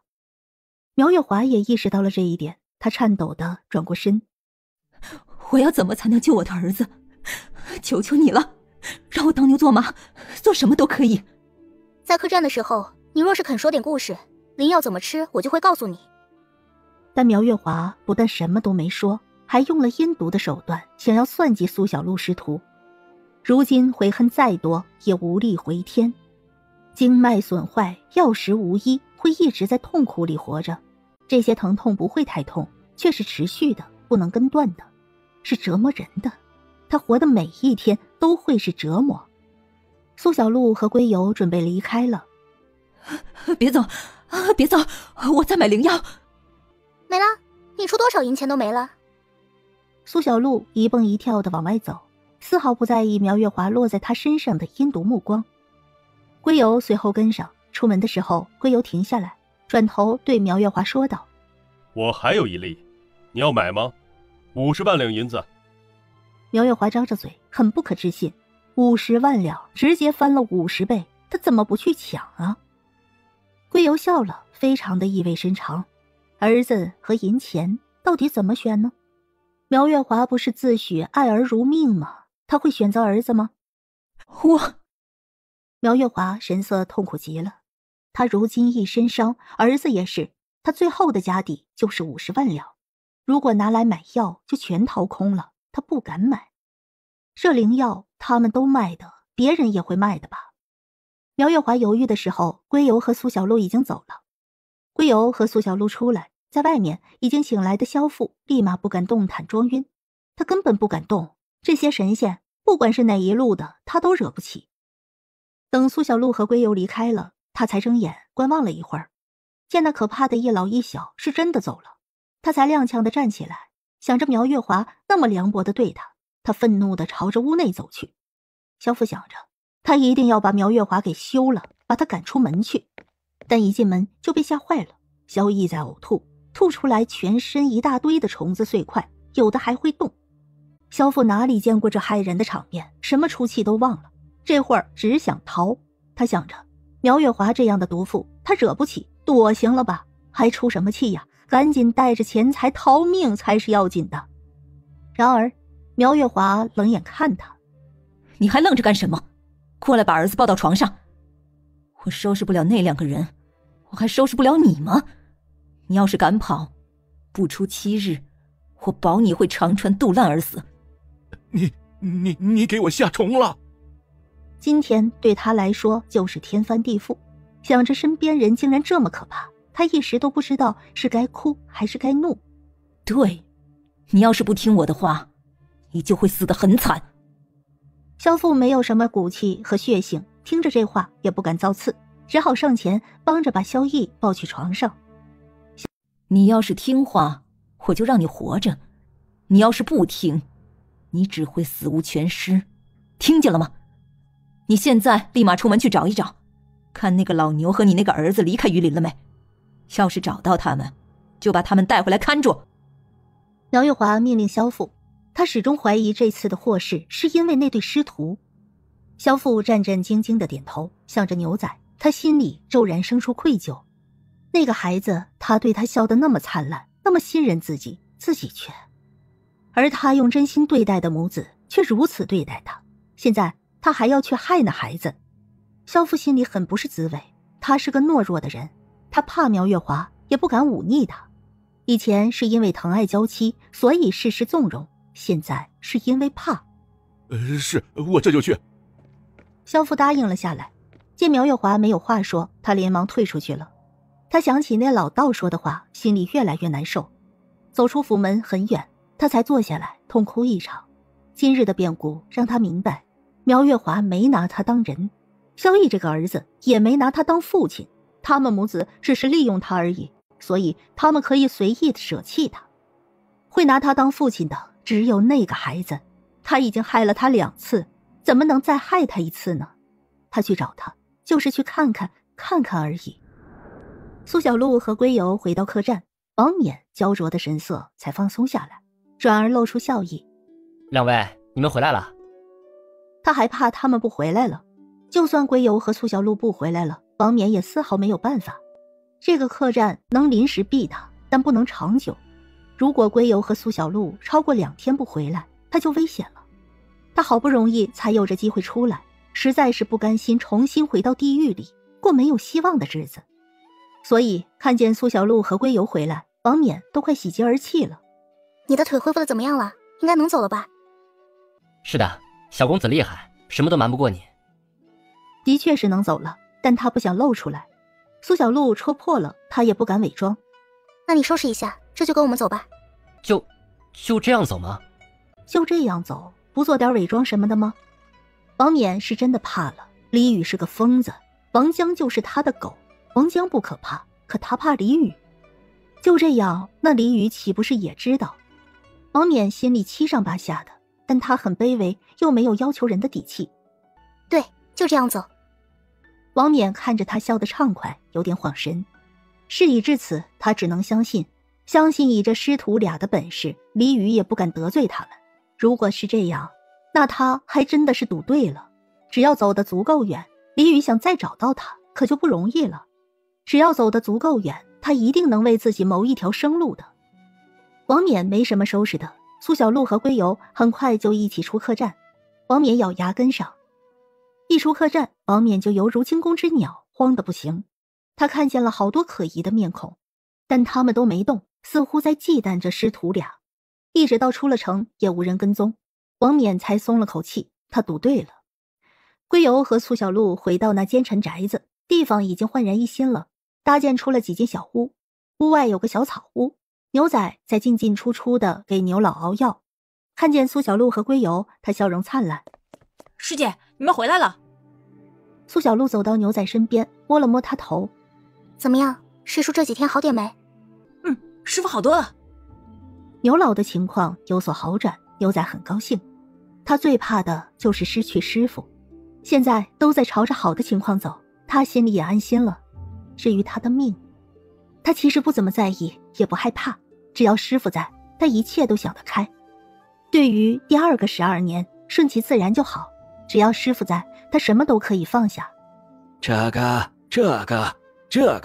都是不要的。吴老头刻薄的声音传出来，紧接着就有东西从里面丢出来。牛仔笑着去捡起来，他摸索了捡到，然后又去药炉子边小心翼翼的一样一样放进去。苏小璐皱眉，他感觉几天不见，小牛似乎真的快要成为一个真正的瞎子了。王冕还算眼尖，发现牛仔视力似乎不太好，他立马就赶着上去了。小施主啊，我来帮你吧，我就爱做好事积德啊，我以前啊就是坏事做多了，才遭了报应，还请小施主不要拒绝我，给我一个改过自新的机会。牛仔本不想被人帮助，但王冕嘴巴滔滔不绝的开始给牛仔说自己做过的坏事。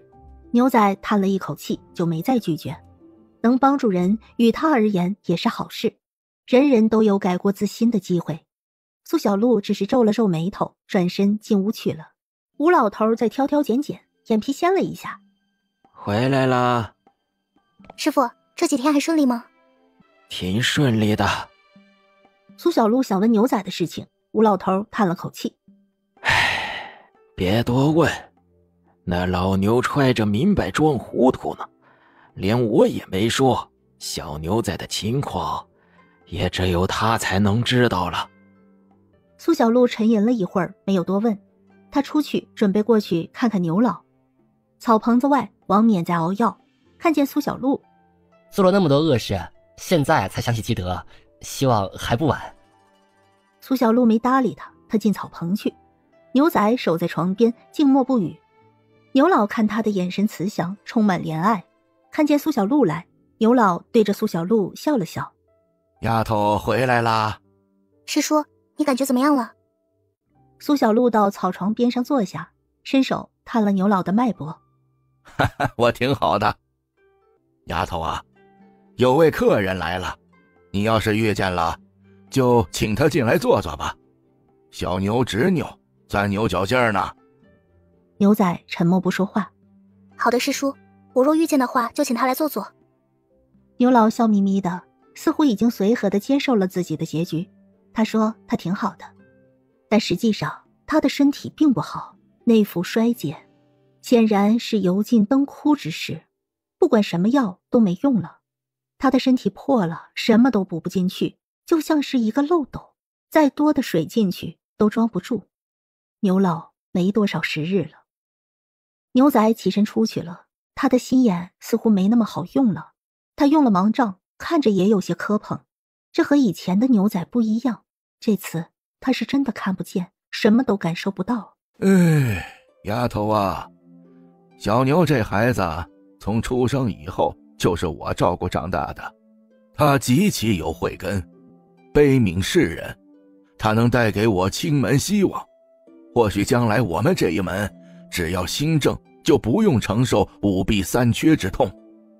他这一生要经历的磨难太多太多了，我引领他走了12载，他一直都是孤单的。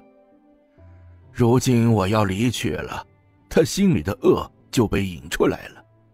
我还有最后一件事情要做，这件事还需要丫头帮忙一二。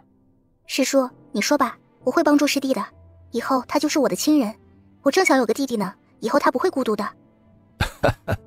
丫头，这段时间跟着牛仔，如果他想要做错误的事情，不要拦下他，只要他想做，他什么都可以做。苏小璐有点迷糊，她感觉有点懵懂，她不太能理解这句话的意思。牛老笑容慈祥，却很深奥。但苏小璐没有多问，她想，牛师叔这么爱师弟，他不会害他。牛老看起来有些疲惫了，苏小璐起身，静静退了出去。王冕还在熬药，苏小璐走过去。你看见我师弟了吗？王冕立马伸手指了指。他从那边去了，我本想着跟着他，但这儿不能离人。苏小璐朝着王冕指的方向追去了。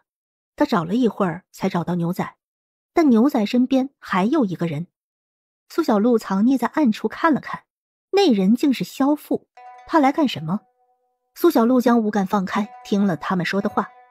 萧父看见牛仔，露出欣慰愧疚的各种神色。我儿，为父真的是知道错了，以前都是为父瞎了眼呢，错把那蛇蝎星当作好东西。儿啊，为父真的是后悔啊，你能原谅为父吗？你能不能想法子救救爹呀？牛仔拿着盲杖一直朝着远处走，萧父一边说一边跟上。好孩子，你能不能让你师父帮帮我？爹实在是没有办法对付那毒妇了。那些家业说起来该是你的才对，爹真的是羞愧，那些都是你娘母族的家底，爹现在就只想把他们守护住。只要你们能帮忙，爹一定改过自新，后半辈子天天为你娘念经祈福。牛仔顿了顿脚步。你真的悔过了吗？只要我能原谅你，你什么都愿意做。是的。这一点表忠心他还是能做到的。他不想听苗月华的话来害牛仔了，但也不想一直受到苗月华的摆布。但苗月华那样的人，他怎么斗得过？想着牛仔的师傅那么厉害，他就指望上了。对付苗月华这样的人，还是得找同样有本事的。想来那老道能把牛仔养这么大，本事肯定不小。那我要取你一样东西，只要你答应，我就让师傅帮你。我答应，我答应，什么要求我都答应。这师徒俩有大本事，却过得清贫，不管提什么要求都不会过分的。萧父想也没想就答应了，毕竟在他看来，没有人比苗月华更恶了。想着牛仔眼睛也看不见，萧父心里愧疚。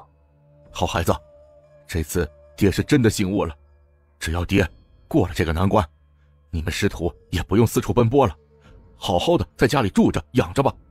你师父真的辛苦了，以后爹给他养老送终，你也不用担心，等爹把所有东西都拿回来，第一件事就给你看眼睛，爹给你买灵药。听说灵药好得很，残废吃了都能站起来。爹可没有说大话啊，黎家有个大公子就是，都残废2年了，这几天都好了。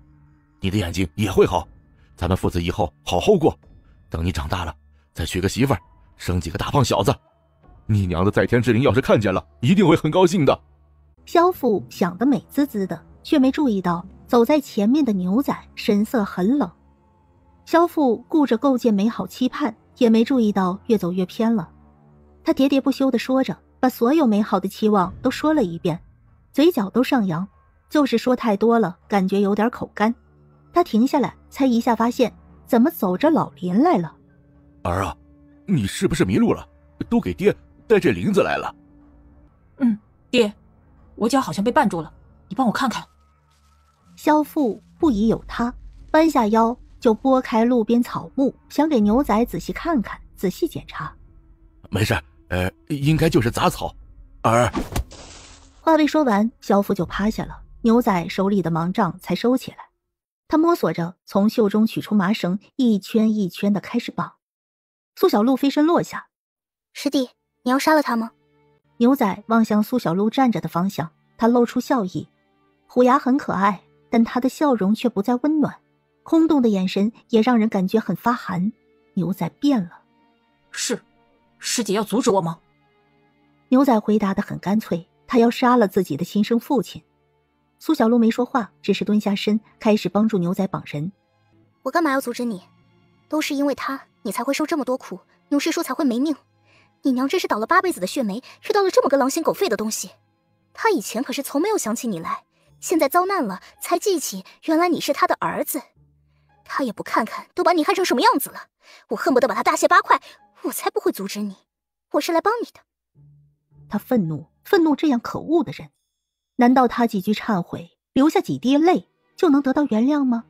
虽然他和牛仔是父子，但根本没有一点的父子缘分，他们之间隔着的是血海深仇，这里面隔着2条命，第一条是牛仔的娘，第2条是养大牛仔的师傅。他做了什么呢？轻而易举伤害了人，现在又用几句话想轻而易举就得到原谅。师姐不阻止我就好，我长这么大跟着师父去过很多地方，见过太多的人情世故了。我一直以为我可以做个好人，像师父一样的好人，心中充满悲悯，不管这条路怎么苦难，我都能一直走下去。但我发现这条路走到底没有什么好结果，这条路走不通，那我就换一条路。我把他绑起来了，等师父去了之后，葬了师父，我就来杀他。师父还在，我就不会污了他。他去后，我就只是我了。这地方我已经来过好多次了，把他绑在这里不会有人发现。如果师姐要放走他，我也没办法。师姐武功高，没有什么事情做不到。绑好之后，牛仔站起身，从怀里拿出一块帕子擦了擦手，露出了笑意，好似他又恢复成苏小璐熟悉的人了。但苏小璐知道他没有。我不会放走他，不管师弟变成什么样，或许这之后再见我们会成为仇人，但现在在下一次见面之前，你就是我认可的师弟。苏小璐看着牛仔空洞无神的眼睛，下一次遇见他不知道牛仔会变成什么样，所以他不做保证，但现在牛仔还是他认可的师弟。苏小璐感觉有些懂了牛老的交代，他笑了笑，觉得牛老多虑了，他是不会阻止牛仔的，他只会给他递刀子。既然心里不痛快，那就让自己痛快起来，原谅不了就不原谅。谢谢师姐，能认识师姐真好。牛仔开始拖拽萧父，苏小璐也在帮忙。牛仔要把萧父拖去哪里，苏小璐也没问。萧父在这个过程醒来了，瞬间就吓着了，他根本没想到牛仔会对他做出这样的事情。看见苏小璐，他更是怕得不行。他不傻，联想一下什么都明白了。他以为他会大喊大叫，但他没有。脑子里明白之后，他竟然平静地接受了。孩子，你想做什么？你要杀了我吗？对，我要杀了你，只是现在还不是时候，3日之后就是你的死期。3日之期是这个人的死期，也就是他师父的期限了。所以，你刚刚问我要的，是想要我的命吗？对，你答应了。萧父问完之后就沉默了。是的，他答应了。他从没想过这个儿子会有过分的要求，他觉得他不会也不该。但苗月华都能变，他为什么不能变呢？他都接受苗月华的改变了，这个儿子变了，他又有什么不能接受的？把他绑在一棵树上后，牛仔往他脖子上挂了一块大饼。做好这一切之后，牛仔才摸索着回返。苏小璐扶住他，我带你回去收拾一下，咱们不让他们看出来。牛师叔大限将近，牛仔是知道的，牛仔会作恶，牛老也是知道的，师徒2人都没有戳破。苏小璐的帮忙，牛仔没拒绝。他的眼睛的确越来越不灵光了，他的心眼越来越弱，或许不久之后，他就会变成一个真正的瞎子。他侧目看向身边的苏小璐，他的师姐依然在闪亮发光，他这辈子都不会再看见她的模样了。师姐，谢谢你。苏小璐看着笑容温和的牛仔，鼻头一酸，眼泪差点落下。他的师弟被逼上了绝路，他给苗月华的还是太轻了，太轻了。回到小草棚，2人当作什么都没有发生过。王冕多次打量牛仔，他倒是有很多想问的，但他不敢问。他现在很想离开，但看苏小璐等人都没有要走的意思，他要是自己离开，只怕走不远就会被抓了。他没有办法，只能等。小施主，药已经熬好了。王冕还想帮忙。不用。他退到一边，看着牛仔磕磕碰碰的制药，又端去给牛老喝。王冕在草棚里找了个位置住下，明面上是给自己积德，实际上是怕住在外面，半夜被李宇的人掳走。所幸夜里安稳，他担忧的事情一件都没有发生。仔呀，把琉璃瓶子拿来，这一回，这第一滴泪就让师傅来给你。牛仔灿烂一笑，乖巧照做。师傅这辈子一生多苦涩，回忆一番着实痛苦，这是一滴苦涩泪。牛老闭上眼，他的声音很轻，缓慢悠远。他一生都在挨饿受冻，到老也是如此。唯一的慰藉是有了牛仔之后，好似更多的苦累都不怕了。每每看到牛仔的笑脸，他就什么都挺得住。仔仔，师傅这辈子充满了疾苦，可苦了一甲子之后，却拥有了很多甜。这些日子，师傅有你陪伴，连那寒冷的风都有了温度。师傅还记得呀，你还很小，会说的第一个字是爷，你叫我爷爷。你会走的第一步路，你第一次吃到肉，太多太多了。这是一滴苦泪，但从它流出来之后，师傅的一生就只剩下甜了。仔仔一定要坚持走下去，过了这个12年，重新迎接新生。将跌落的一滴泪用琉璃瓶接入，他慈祥温暖地看着牛仔。牛仔含着泪点头，小心翼翼地把瓶子盖好收好。师父放心，不用担心我。牛仔哽咽，跪在牛老床前，抓着牛老的手都在颤抖。仔仔，师父去了，你也别难过，你以后还会认识很多朋友呢。这是他亲自养大的孩子啊，他的心头肉，他能感知到他心底出来的恶，可却不能戳破。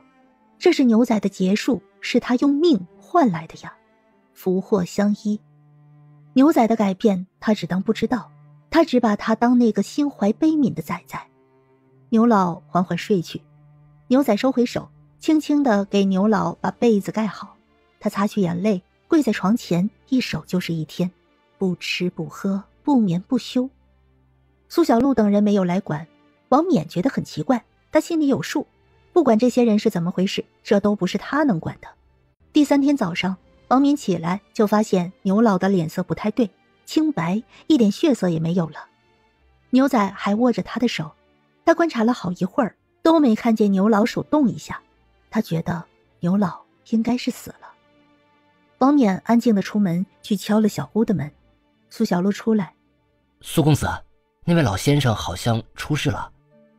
苏小璐脸色沉冷，快步走进了小草棚。他走到牛仔身边，先试探了牛老的脉搏。牛老过世了。牛仔这几天不吃不喝，守了牛老不到3天，牛老还是去了。牛仔的脸上再没了笑意，只有无尽的阴寒。师弟，师叔先去了，我们好好送他走吧。好，有劳师姐帮我了。棺材很快的来了，是一口薄棺，还是吴老头嚷嚷着送的。牛老走得很安详，他两袖清风，什么也没带走。在深山的野林里，牛仔亲自挖了葬坑，把他安葬。一个很小的坟包，写了老牛之墓，便是他最后的归宿。吴老头搬来的小山一样的纸钱慢慢焚烧，牛仔和苏小璐悄悄走了。王冕偷偷看了好几眼，很想跟上，但看了看这边两老，还是克制住了。跑得了和尚跑不了庙，那2个小的肯定还会回来的。他们感觉很奇怪，跟上去反而不安全，他还是伺候这2个老的吧。牛仔走得决绝，一路上磕磕碰碰。苏小璐想要扶他，牛仔拒绝了。师姐不用帮我了，我的心眼很快就闭合了，以后我就是个真正的瞎子，这些路都得我自己走。好，我不帮。他刚刚就发现了，牛仔真的是铁了心了。牛老流下的眼泪已经被他打开瓶子倒了，如果不是下了决心，牛仔不会这样做的。他把牛老给他的眼泪倒回在牛老的坟头。苏小璐不知道他将来要面对多疾苦的人生，只是想着就觉得心里发堵，但他生不出一点阻止的心呐。他只是想着这样做牛仔心里会好受，那就让他去做，什么天罚之类的都不重要。都走到这份上了，还怕什么天罚吗？天本就是不公的，如果天公道，那应该让萧父被猛兽咬死，吃了都好，都比让牛仔亲自下这个手好。可到了地方，萧父还活着，他只是有些虚弱而已。看见牛仔，萧父立马挣扎起来，他狼狈极了。孩子，能不能给我一个痛快？我也不想活了，活着也没有什么意义，我也斗不过那对母子。萧父现在只想要个痛快，他是想明白了，逃也逃不出苗月华的手心，斗也斗不过，还不如死了算了。牛仔神色冷漠，他拿出一把很钝的匕首，没有和萧父多说，就撩开了萧父的胳膊，开始割肉。萧父当即就痛得面目狰狞，开始惨叫。从他的手臂上，牛仔割下了一坨血淋淋的肉来，他沾着血的手捏开了萧父的下巴，从怀里取出一个瓶子，打开，然后一股脑全部倒进了萧父的嘴巴。萧父控制不了的下咽，牛仔割的伤口渐渐的不再流血，萧父痛得理智全无。你个畜生啊，你杀你生父，你要遭报应的呀，你不得好死，你不得好死啊！乌云骤变，要下雨了。牛仔没有给出任何回应，拿起刀就继续割肉，整整割下了6块肉，他才停下手来。我生的时候正好6斤，师父为了让我有这个机会，用了12年，整整48个季节更替才积下100人符类。你骗了去，今日你用这6斤肉来换那100人符类，我这条命由你而起。我母亲孕育我6斤，你们1人1半，今日我便还了你，以后血脉尽断，再无瓜葛。牛仔把萧父绑着的绳子松开了，牛仔拿起刀，手起刀落，毫不犹豫将自己一只手拿下。苏小璐大骇，他正要上前，牛仔大声喝止他：师姐别过来，我没有杀了他，我没有辜负师父，但他的东西我不要了，我这只手还他骨血情足够了。3斤足矣。刀很钝很痛，鲜血喷在萧父脸上，他颤抖地眨了眨眼睛，似乎已经被吓住。那一只手最终被拿了下来，丢到他怀里。萧父浑身发抖，他根本不敢去看牛仔，而是颤抖着去捡牛仔的手。他张口，好似食言了。他想要把手还给牛仔，他想说：“我不要你的手，我不要和你断绝关系，我不要你还。”可张口却好似成了哑巴，一个字也发不出来。鲜血是滚烫的，一直烫进了他的心。他开始流泪，发出悲痛的呜咽。牛仔踉跄着走得果决。苏小璐抹了一把泪，追上牛仔，看着牛仔倒下，他飞扑地抱住他。他拿出保命的药喂给牛仔吃。我可是名古神医，我想要救谁我就救谁，我不想救谁我就不救。今天我看你顺眼，我就定你了。快吃啊，我的招牌可不能砸在你的身上。苏小璐拿着药给牛仔塞。牛仔笑了，他空洞的眼神望着天空。师姐，我没有辜负师父，我舍不得辜负他，我不想他到了下面还要对我失望，我舍不得他难过。他怕人真的会有在天之灵，如果有，那看见他堕魔，老头该得多难过多心疼啊。他终究还是舍不得。有泪水从他眼眶流出，苏小璐看着，那竟然是2滴黑色的眼泪。牛仔昏过去了。龟油现身出来，帮着苏小璐给他止了血。带他回去吧，我把那人送回城去，不着急，咱们多待一段时间。苏小璐点头，他背起牛仔回走。龟油去了萧父身边，萧父已经有点眼珠了。他怎么能这么狠呢？他怎么能伤害自己的身体呢？我没有儿子了。牛仔的那一只断手，萧父紧紧抱着，他哭得很难过。龟油没工夫管他，直接点了穴，让他晕过去，拧着他就走。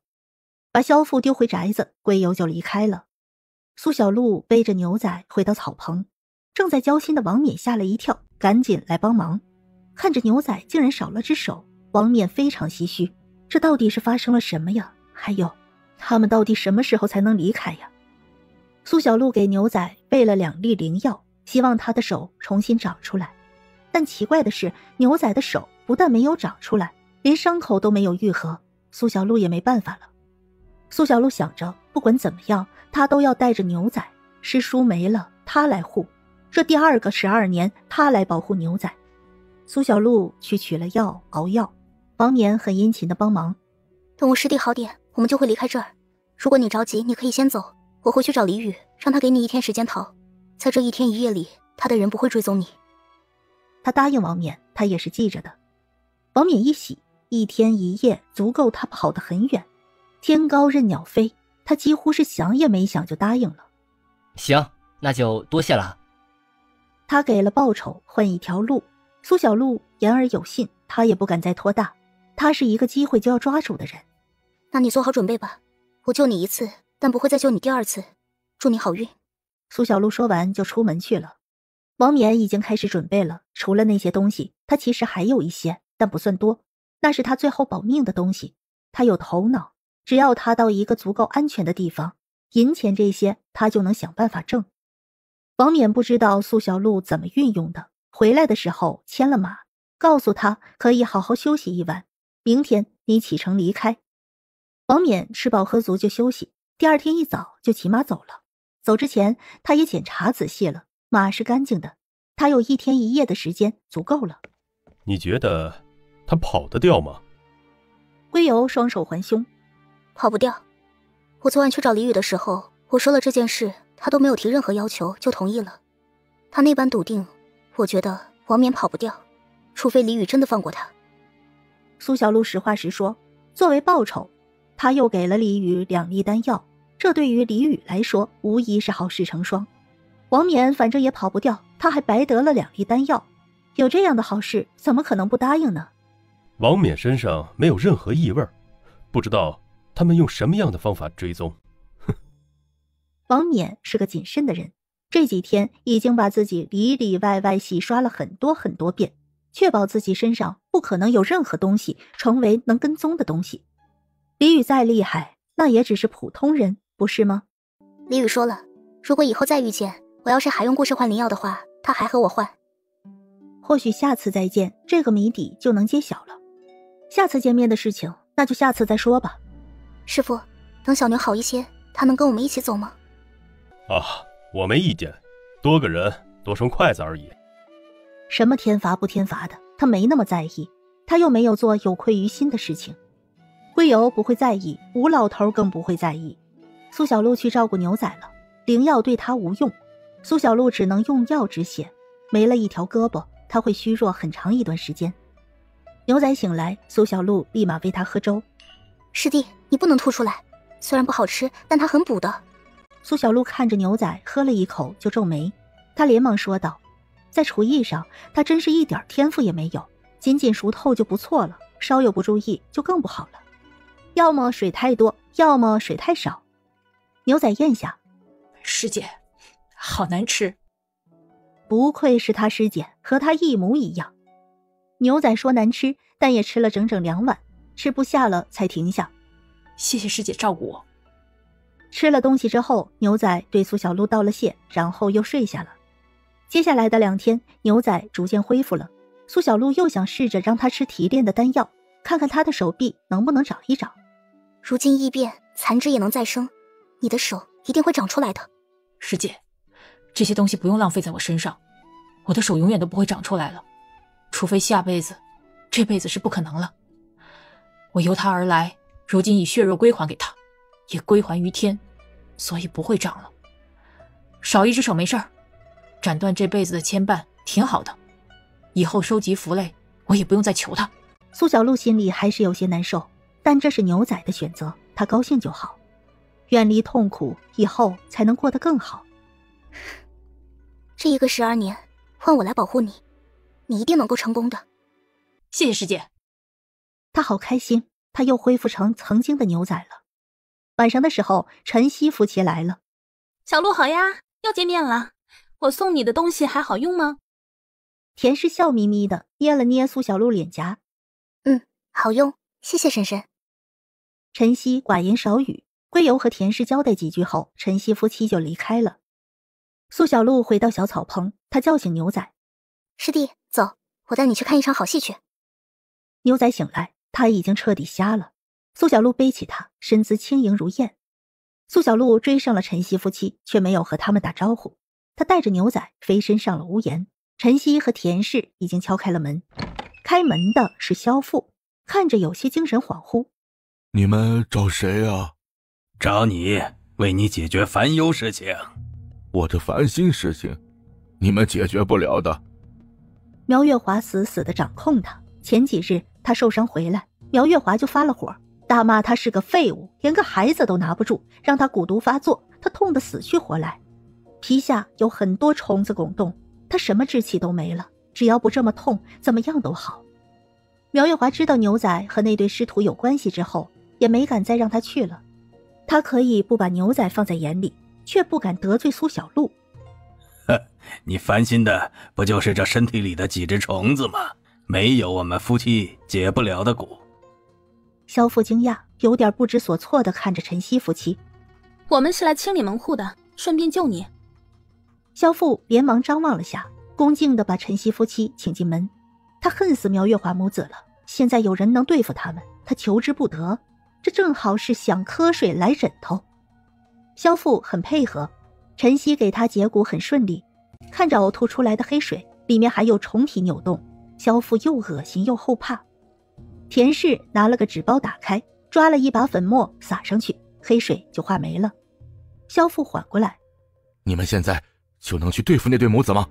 他最近正是虚弱的时候，他那儿子天天喊痛，这会儿正抽不开身。萧父是一刻都不想等了，苗月华现在正是虚弱的时候，趁你病要你命，要是等苗月华好起来，谁知道能不能收拾他。那你带我们过去吧。你们准备怎么对付他呀？杀了他们母子吗？你想他们死吗？死不死无所谓，我只想他们永远从我眼前消失，以后再也不会有任何瓜葛就好。哼，那不难，我们来只是废了他的巫蛊的本事，让他以后无法用蛊，他的生死和我们无关。萧父听着露出了高兴之色，这样最好。来到房门外，他们在里边。晨曦已经拿出药包，开始沿着墙角撒，萧父立马推得很远。屋屋内的苗月华已经有所感应，体内像是火一样焦灼，让他痛苦不已。躺在床上的萧逸眉头皱起，哼唧着痛。苗月华脸色苍白，心疼却没有办法，他自己也痛，内息根本不能用，一用就觉得经络跟针扎一样疼。他给萧逸请了很多大夫，大夫们都说没有办法，身体受损，积累暗伤，他们治不了。这样的病只怕只有神医才能治了。体内的异常让他热得受不了，他开始冒汗，他大声地叫着萧父，没有回应。苗月华有些不安，他忍着疼痛去开门，一开门看见陈曦夫妻，他脸色巨变。苗氏，看来你知道我们是谁了。为什么就是不能给我一条活路？为什么要对我赶尽杀绝？你恶事做尽，今日我们夫妻来清理门户是顺应天命，是你的报应。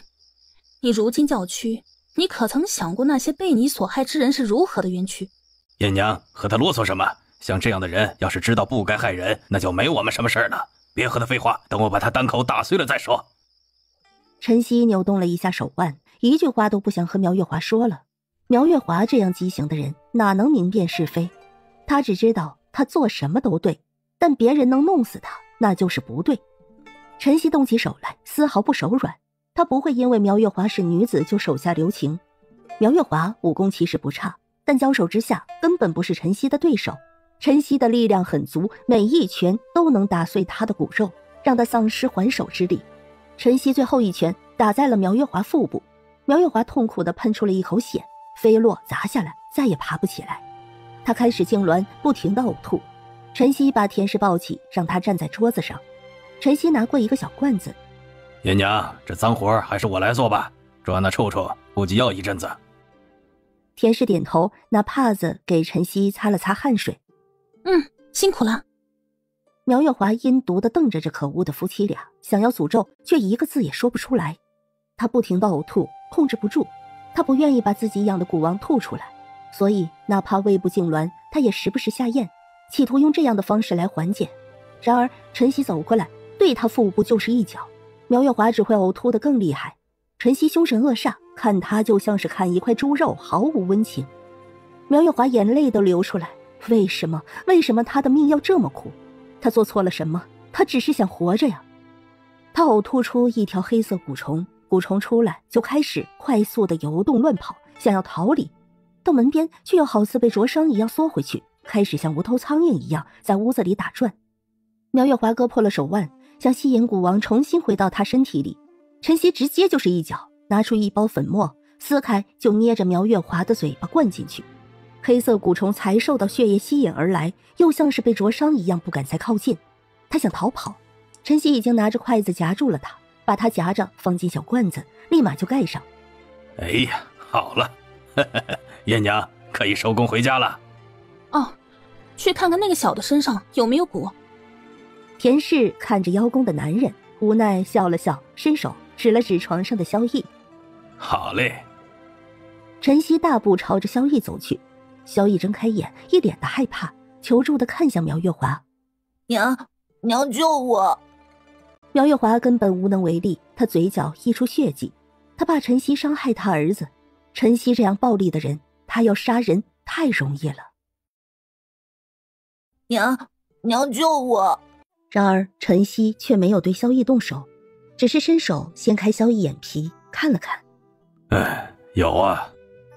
陈曦皱着眉头，有点不开心了。叶娘，他这么小，我一拳砸下去，人就没了。乖，回家给你做你喜欢吃的糕点。5次。田氏恼得跺脚一下。那我来算了。3次行了吧？2次没得商量。再说就不让你出手，我自己来算了。2次就2次吧。好歹比一次多了一次。他伸手在手臂上割开一个口子，又拉出萧逸的胳膊，割破一个伤口，两手贴上去，陈曦伤口处有什么出来，顺着伤口进了萧逸身体。萧逸顿时就痛苦地哀嚎起来。苗月华咬牙切齿地乱吼：你们一定会遭报应的！你们欺负我们孤儿寡母，老天爷真的是瞎了眼啊！你们一定不得好死！小牛犊子，老畜生！老天一定会让你死无葬身之地的。苗月华能感觉到陈曦夫妻不是来杀他的，只是来费他本事的，但没了这本事，与杀他有何意？有瓦片打进苗月华嘴巴，他咒骂顿时消音，疼得尖叫。苏小璐从外面进来，真以为没人能治你这嘴臭的毛病了？还老天爷瞎了眼，让你做这么多恶事，可不就瞎了眼？嘴巴长着不会说话，那就不要说话。你从我师弟身上拿走的，他拿不回来，我有的是办法。我要让你吃了的全部吐出来。苏小璐拿出银针，直接给苗月华封了穴。苗月华张口，再也说不出一个字。苗月华从牛仔身上拿走的太多了，他还不出来。苏小璐能做的只有教他吃进去也不消化，日日夜夜如鲠在喉，痛苦的活着。苗月华怒目瞪着苏小璐，你说错了，之前的事情是你和我的仇，现在才是我为我师弟出气，一码归一码，不要算在一起，我听了会不高兴的。我师弟饱受五弊三缺之苦，穷和残，你放心，我毒哑了你，残你就有命格了。至于穷，哼，相信你很快就会体会到了。他视线看向萧逸，你儿子的病只有名古神医传人才能治，而你很不幸，你已经把名古神医得罪了。我便是名古神医一派传人，你的儿子即便是死在我眼前，流脓生蛆了，我也不会相救。他拖了12年的好日子，该知足了。苏小璐这句话断送了苗月华的希望。苏小璐说完就出去了。苗月华愤怒不甘悔恨。苏小璐带着牛仔离开，萧父追了出来，却没看到，他失落地回去。苏小璐带着牛仔走远。师姐，谢谢你，我的心里已经放下了，他们后事如何，好与不好，我都不在意了。牛仔笑容温暖祥和，他心里的恶已经随着归还躯体离去了。他瞎了，但他的心却不再压抑，其实他心生了。苏小璐看着牛仔的笑容，好一会儿他才信了他。好，那咱们重新出发，跟师姐回京城吧，我带你见我的家人，认识我的兄弟姐妹。好，师姐如此待我，我也该见见他们才对。苏小璐把他当成了家人，那他的家人就是他的家人。来时候心情沉着，回的时候身心都放松下来。苗月华很想诅咒苏小璐和牛仔，但他连话都说不了。他身上好疼，他好恨，他养在儿子萧逸身体的蛊也没有保住。从陈曦的蛊进到萧逸身体后，萧逸就开始痛苦的喊叫：娘，救我！娘，救我！这一声声的呼喊让苗月华心痛如绞，却什么都做不了。等到萧逸平息下来，从那伤口出来一条蛊虫，又回到陈曦身体里。叶娘，咱们快些回家吧，我想吃糕点了。田氏细心地把伤口包扎好，对陈曦笑了笑，然后走向了苗月华。苗氏，你作恶多端，我碎了你治蛊的本事。你有今天，无关他人，全你作恶太多的报应。今日饶你们母子性命，望你好自为之。苗月华的眼光犹如毒蛇一样，他恨呐，可他悔呀。如果他在买丹药的时候不起歹意，是不是就不会这样了？他好不容易经营到今天，一朝倾覆后什么都没有了。偷来了，真的要还回去吗？要还，那为何要让他偷成功？老天爷，你为什么要如此捉弄我？陈曦夫妻从房门出来，田氏就拿了火石点火，围绕在房子外沿的粉末一下子就燃烧起来，短短瞬间就燃烧完了，自我熄灭。萧父看得目瞪口呆，不敢靠得太近。两位大侠，这就好了吗？又不是多麻烦的事情，已经解决好了。叶娘，走，回家了。你也是造孽人，余生多做好事，为自己赎罪吧。萧父羞愧垂眸。是。他是作孽太多了，这12年好似黄粱梦一场，如今梦醒，他也没办法再自己骗自己了。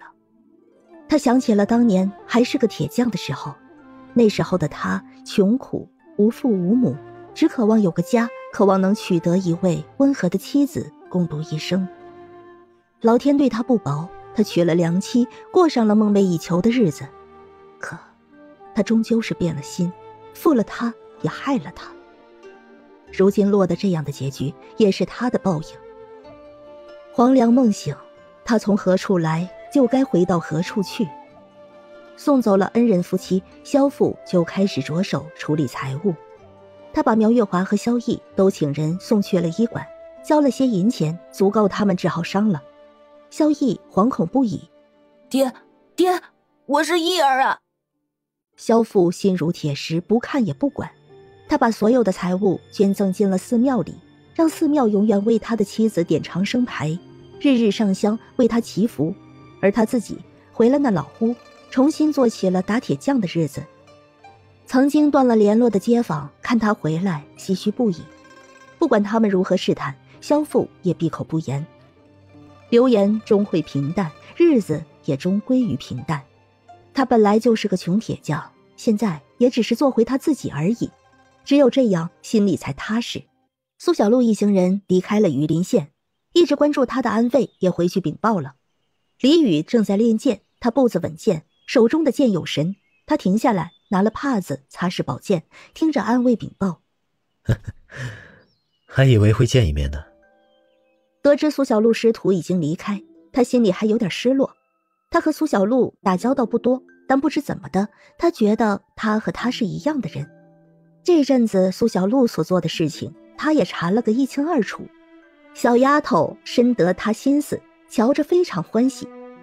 李宇一直觉得他不会再喜欢上女子了，但回想一下，只觉得好笑。不过2年而已。少主，人已经抓回来了，他们嚷嚷着要见你。又一暗卫回来，恭敬的禀报：想见我，那就见一见吧。那一男一女到底是逃不掉啊，是他意料之中的事情，但他也期望有意料之外发生。他们这么轻易就被捉住了，真的一点挑战力也没有。他已经没兴致了，此次见面就做最后的了结吧。王冕一直以为他可以逃掉，可当追杀他的人来，他心就绝望了。他的武功不高，却还是做着垂死挣扎，想要从那么多包围里撕开一个口子出去，但结果失败了。他被擒住了，从自由到被抓回，他也仅仅是自由了4天。在回来的路上，王冕精神一直很低落，他常常看着天空的飞鸟失神。他总是忍不住想，如果他是一只鸟，李宇还会不会抓住他，还能不能找到他？重新回到了榆林县，王冕看见了那个女人。婉柔，好久不见。2年不见，他也变样了。曾经清丽如出水芙蓉，现在眼神恍惚，饱含沧桑。这2年里，他被树地折磨，完全就靠着一口气等待时机。他也的确等来了时机，可这个时机犹如昙花一现，给他希望，又让他失望。都怪你，都怪你！婉容愤怒地瞪着王冕，眼里有着恨意。这2年，他每天都在后悔中度过。他后悔答应王冕伤害李宇。李宇对他多么的真心，他如果不欺骗，他未必不能有好结果。只可惜一步错，步步错。你后悔了，可已经晚了。从你搬起石头亲自砸伤他的腰，让他饱受痛苦开始，你们就是不共戴天之仇。他永远不会饶了你。你知道他为什么让你回来吗？是因为天有异变，灵气复苏，李宇得了灵药就重新站起来了。他是那么的记仇，他要让你看见他站起来了，让你知道他有重来日，而你没有。你想见他？放心，他很快就来了。有脚步声音传来，王冕和婉容都看了过去。婉容看见李宇真的是走着来的，她顿时就泪如雨下，跪下去了。话未说完，就先砰砰砰地给李宇磕头。王冕也看着李宇，2年不见，李宇愈发的沉稳老练了。少年气褪去后，他比以前更加有魅力。嫉妒、不甘，各种情绪在心间翻涌着。李少主，是贱婢错了，求求你放过我吧！婉容开始忏悔。李宇如神人一样，他却成了这般模样。如今的他，连和他对视的勇气都没有。他低着头，哽咽的道歉，卑微如尘埃。李宇走到婉容和王冕面前，他停下了脚步。两位，真是好久不见了。我本以为这一天会等很久，没想到只是2年而已。婉容身子颤了颤，伏在地上哭得不能自已。她好后悔，好后悔。她认识李宇的时候，是李宇最纯真的时候。他意气风发，笑容明媚，是得意的少年郎。他以真心交付，他却玩弄一时之快，他用一声惨痛来填。李少主，对不起，对不起。的确是对不起我。如今他已经好了，婉容带给他的伤早就痊愈了。把2人都抓回来，就是想要好好的刺激他们，然后永远断了他们的念头和希望。曾经的婉容姑娘，出尘之姿，清丽秀雅，娇俏可人，如今却成了这副模样，可真让我失望。婉容羞愧欲死，却听李宇又说：你和王冕在我面前做那狂野事情，我以为你很喜欢呢，才好心送你去了军中呢。李宇语气平静，听不出情绪，但正是这样，婉容才觉得伤人难过。她愤怒地指向王冕，哭着控诉：都是他逼我的，我也是身不由己啊！李少主，请你相信我曾经也是真的喜欢你的。他泪如雨下，或许如今没有梨花带雨惹人怜爱的样子，可他还是期望李宇看见他这般哭能够心软，哪怕有一点善意都好。四目相对，李宇只是挑眉。是吗？曾经也真心喜欢我？是的，以前的李少主英俊阳光，哪个女孩子能不爱呢？婉容姑娘还是一点没变，谎话说起来一点技巧也没有。哪怕有一点喜欢，你砸我腰的时候也该有点泪花吧。李宇还在笑，但婉容却觉得不禁冷寒。他轻而易举的就戳破了他的谎言。他是哭没哭他记不起，但现在他是真的哭了，哭得撕心裂肺。王冕也大笑起来。笑死我了，笑死我了。真没想到今天我还能看这样一场戏啊。果然快乐就该建立在他人之上。昨日我以君取乐，今日君以我取乐，一报还一报，是我活该。有一件事我想不明白，你到底是怎么追踪我的？明明他检查了那么多次，明明他一路换了伪装，把自己伪装了一次又一次，为什么还是没能逃掉，还是被他抓到？他想不明白，他千算万算，到底是哪儿还出了错？到底是哪儿让他出了地狱又回到地狱里？李宇看着王冕，视线下垂。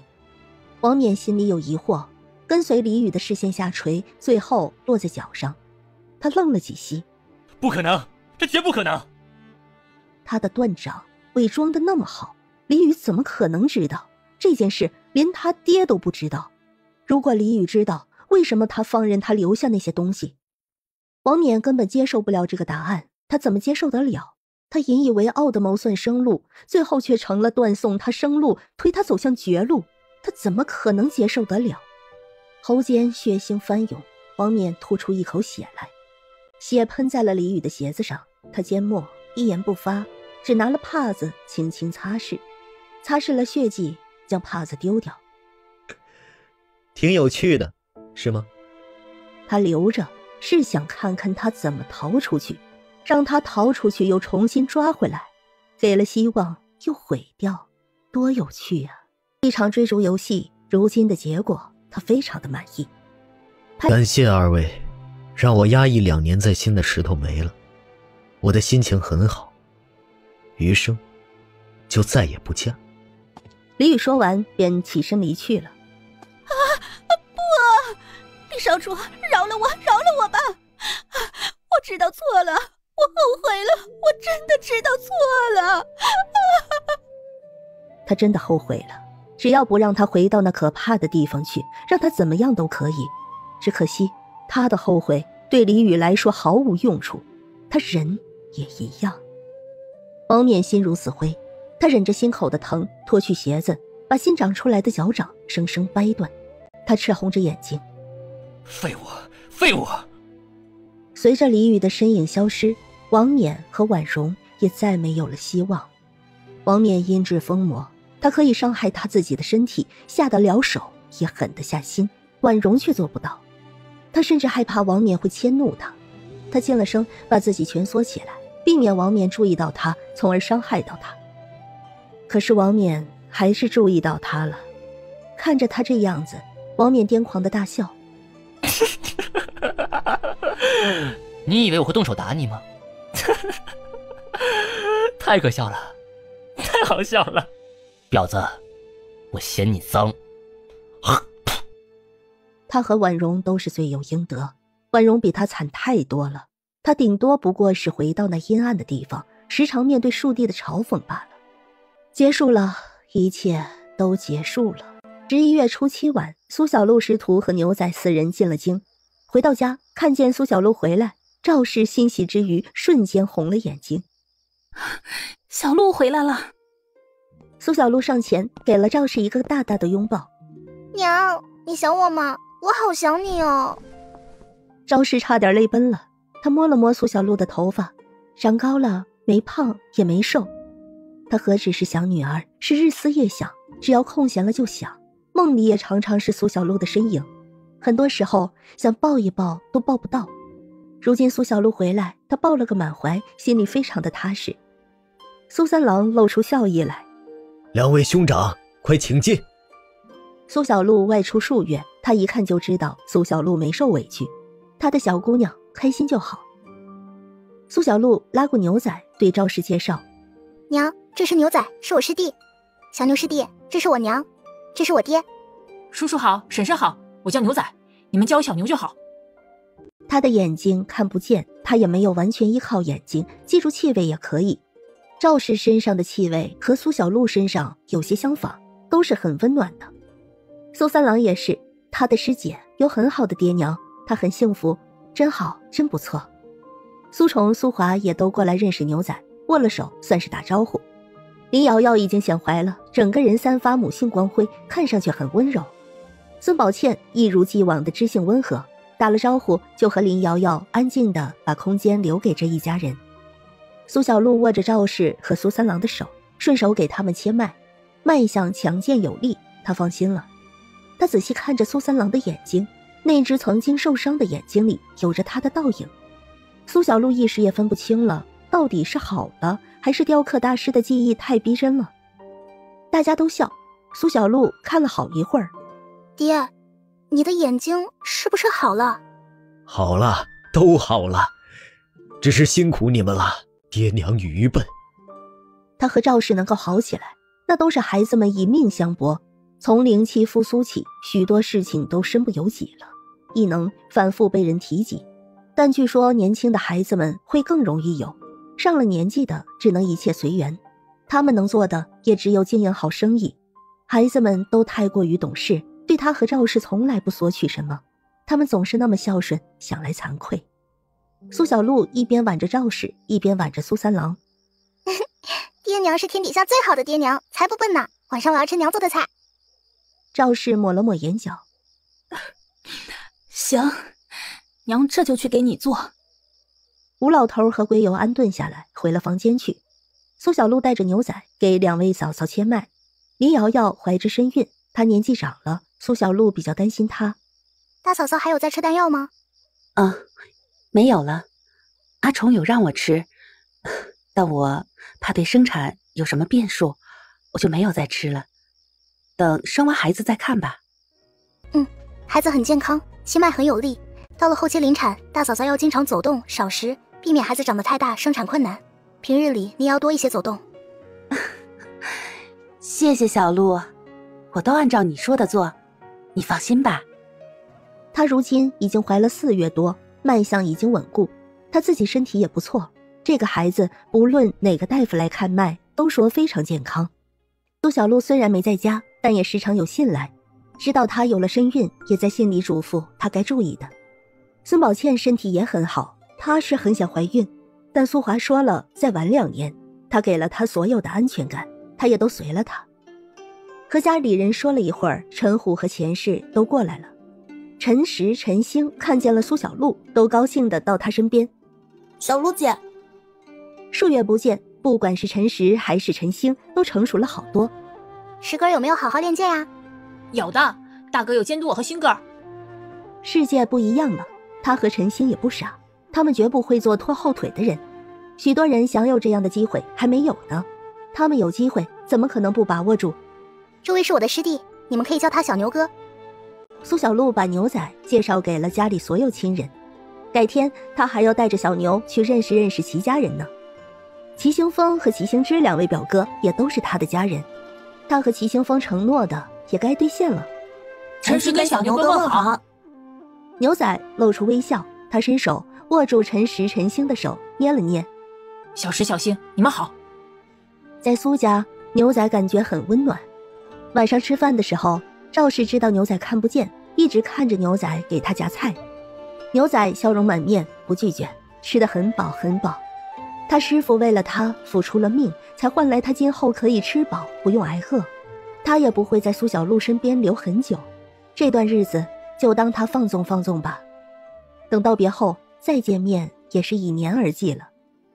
晚上的时候，安顿好牛仔住下，苏小璐就在隔壁，以前他的房间，现在给牛仔住。躺在床上，苏小璐想起了苏小玲，晚上一直没空闲问姐姐，她不由得想，要不要深夜进宫一趟，反正她也睡不着。上次大哥给她留了个悬念，她不如亲自去看看。说动就动，苏小璐轻身出了门，她轻功好，身轻如燕地朝着宫内方向掠去。到宫门，苏小璐就感受到了许多气息。宫里的暗卫多，而且许多都是吃了提炼的丹药，有的还有了异能，如今早已是今非昔比。苏小璐要很小心才不被发现。来到宫殿，苏小璐避开了宫人，豆腐和茴香发现了他，他们警惕起来。苏小璐出来，笑着打招呼：豆腐、茴香，是我。两人看见苏小璐才放松下来。四小姐，你回来了，小姐前些日子还念叨你呢。豆腐和茴香都笑了，引领苏小璐进内殿去。床上，苏小玲侧躺着，她睡得不深，听到脚步就醒来了，只是懒得睁眼。她懒懒地问：茴香，是谁来了？小姐，是四小姐来看你了。豆腐声音都透着喜色。苏小璐已经呆了，视线落在苏小玲的肚子上，移不开眼。苏小玲怀孕了，肚子还很大。苏小玲也睁开了眼。小璐，你回家了。苏小玲要起身来，苏小璐赶忙上前扶她起来。姐，你什么时候有孕的？是快生了吗？没有，我才怀孕5个月，和大嫂子月份没差多久。我肚子大是因为怀了双胎呀，我的肚子里有2个宝宝。苏小玲怀孕了，是双胞胎。苏小璐顺手给苏小玲切脉，姐姐的身体也还不错，脉象都很稳，很有力，她才安心了。苏小玲握着苏小璐的手：别担心我，我会照顾好自己的身体的。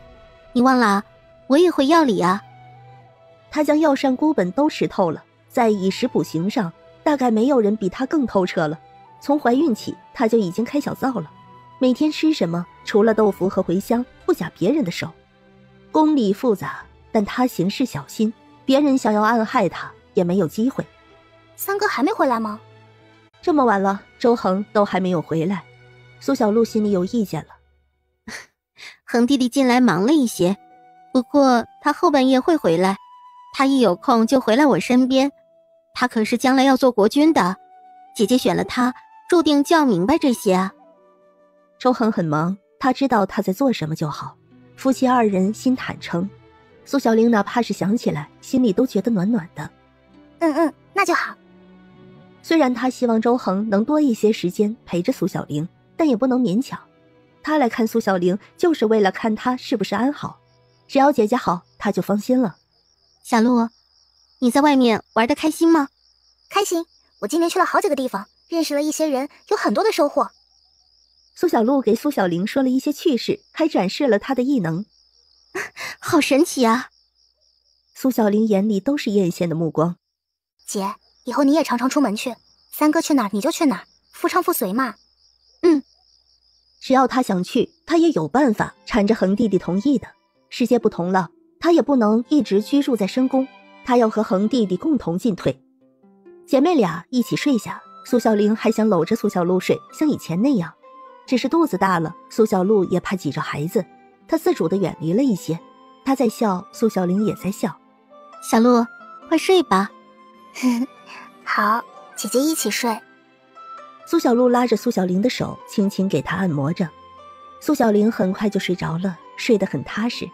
她嘴角带着浅笑，苏小璐温和地看着。她想着以前一直是苏小玲看着她睡，她也算偷偷看看姐姐睡着后的样子，还是一如既往的温柔温暖。她睡着了，苏小璐看见她的肚子动了动。苏小璐伸手上去，里面的2个小家伙更欢快了，不停地来顶苏小璐的手。苏小璐输入一些内息进苏小玲的肚子，温暖的内息能温和地孕养2个孩子。2个孩子很快安静下来。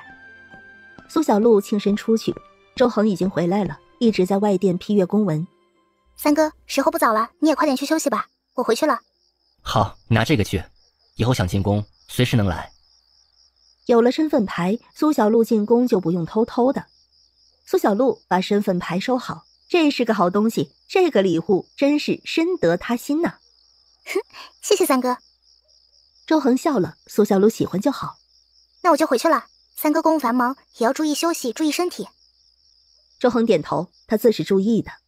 苏小璐出了宫，周恒也合上了折子，轻轻地进了内殿，在苏小玲身边睡下。苏小璐出宫回家，看了姐姐之后，她心里就踏实了。睡觉前，她进了空间，看了看小家伙，快4个月大的小东西，小小的一团，体型较2个月的时候没多少变化。苏小璐一来，她就激动地朝着他爬。苏小璐抱起来，发现他开始睁眼睛了，睁开了一条小缝，但还没有完全睁开，这长得可真慢呐。苏小璐戳了戳他，他翻滚到苏小璐手心，露出软软的肚皮给苏小璐捏捏。尾巴又短了，这会儿已经看不出刚捡到的小耗子样，还是没有体味，看着非常脆弱，但其实非常好养。苏小璐喂果汁牛奶他都吃。苏小璐还发现有些药材被啃了些叶子。这空间里除了这小东西，就是灵泉水的一条鲤鱼。鲤鱼是不可能上岸来，它的药材从来不生虫子，除了这东西没有别的会吃。小家伙哼哼唧唧的向苏小璐传达亲昵友善。你都4个月大了，也不会再轻易没了，是时候该给你取个名字了。叫你什么好呢？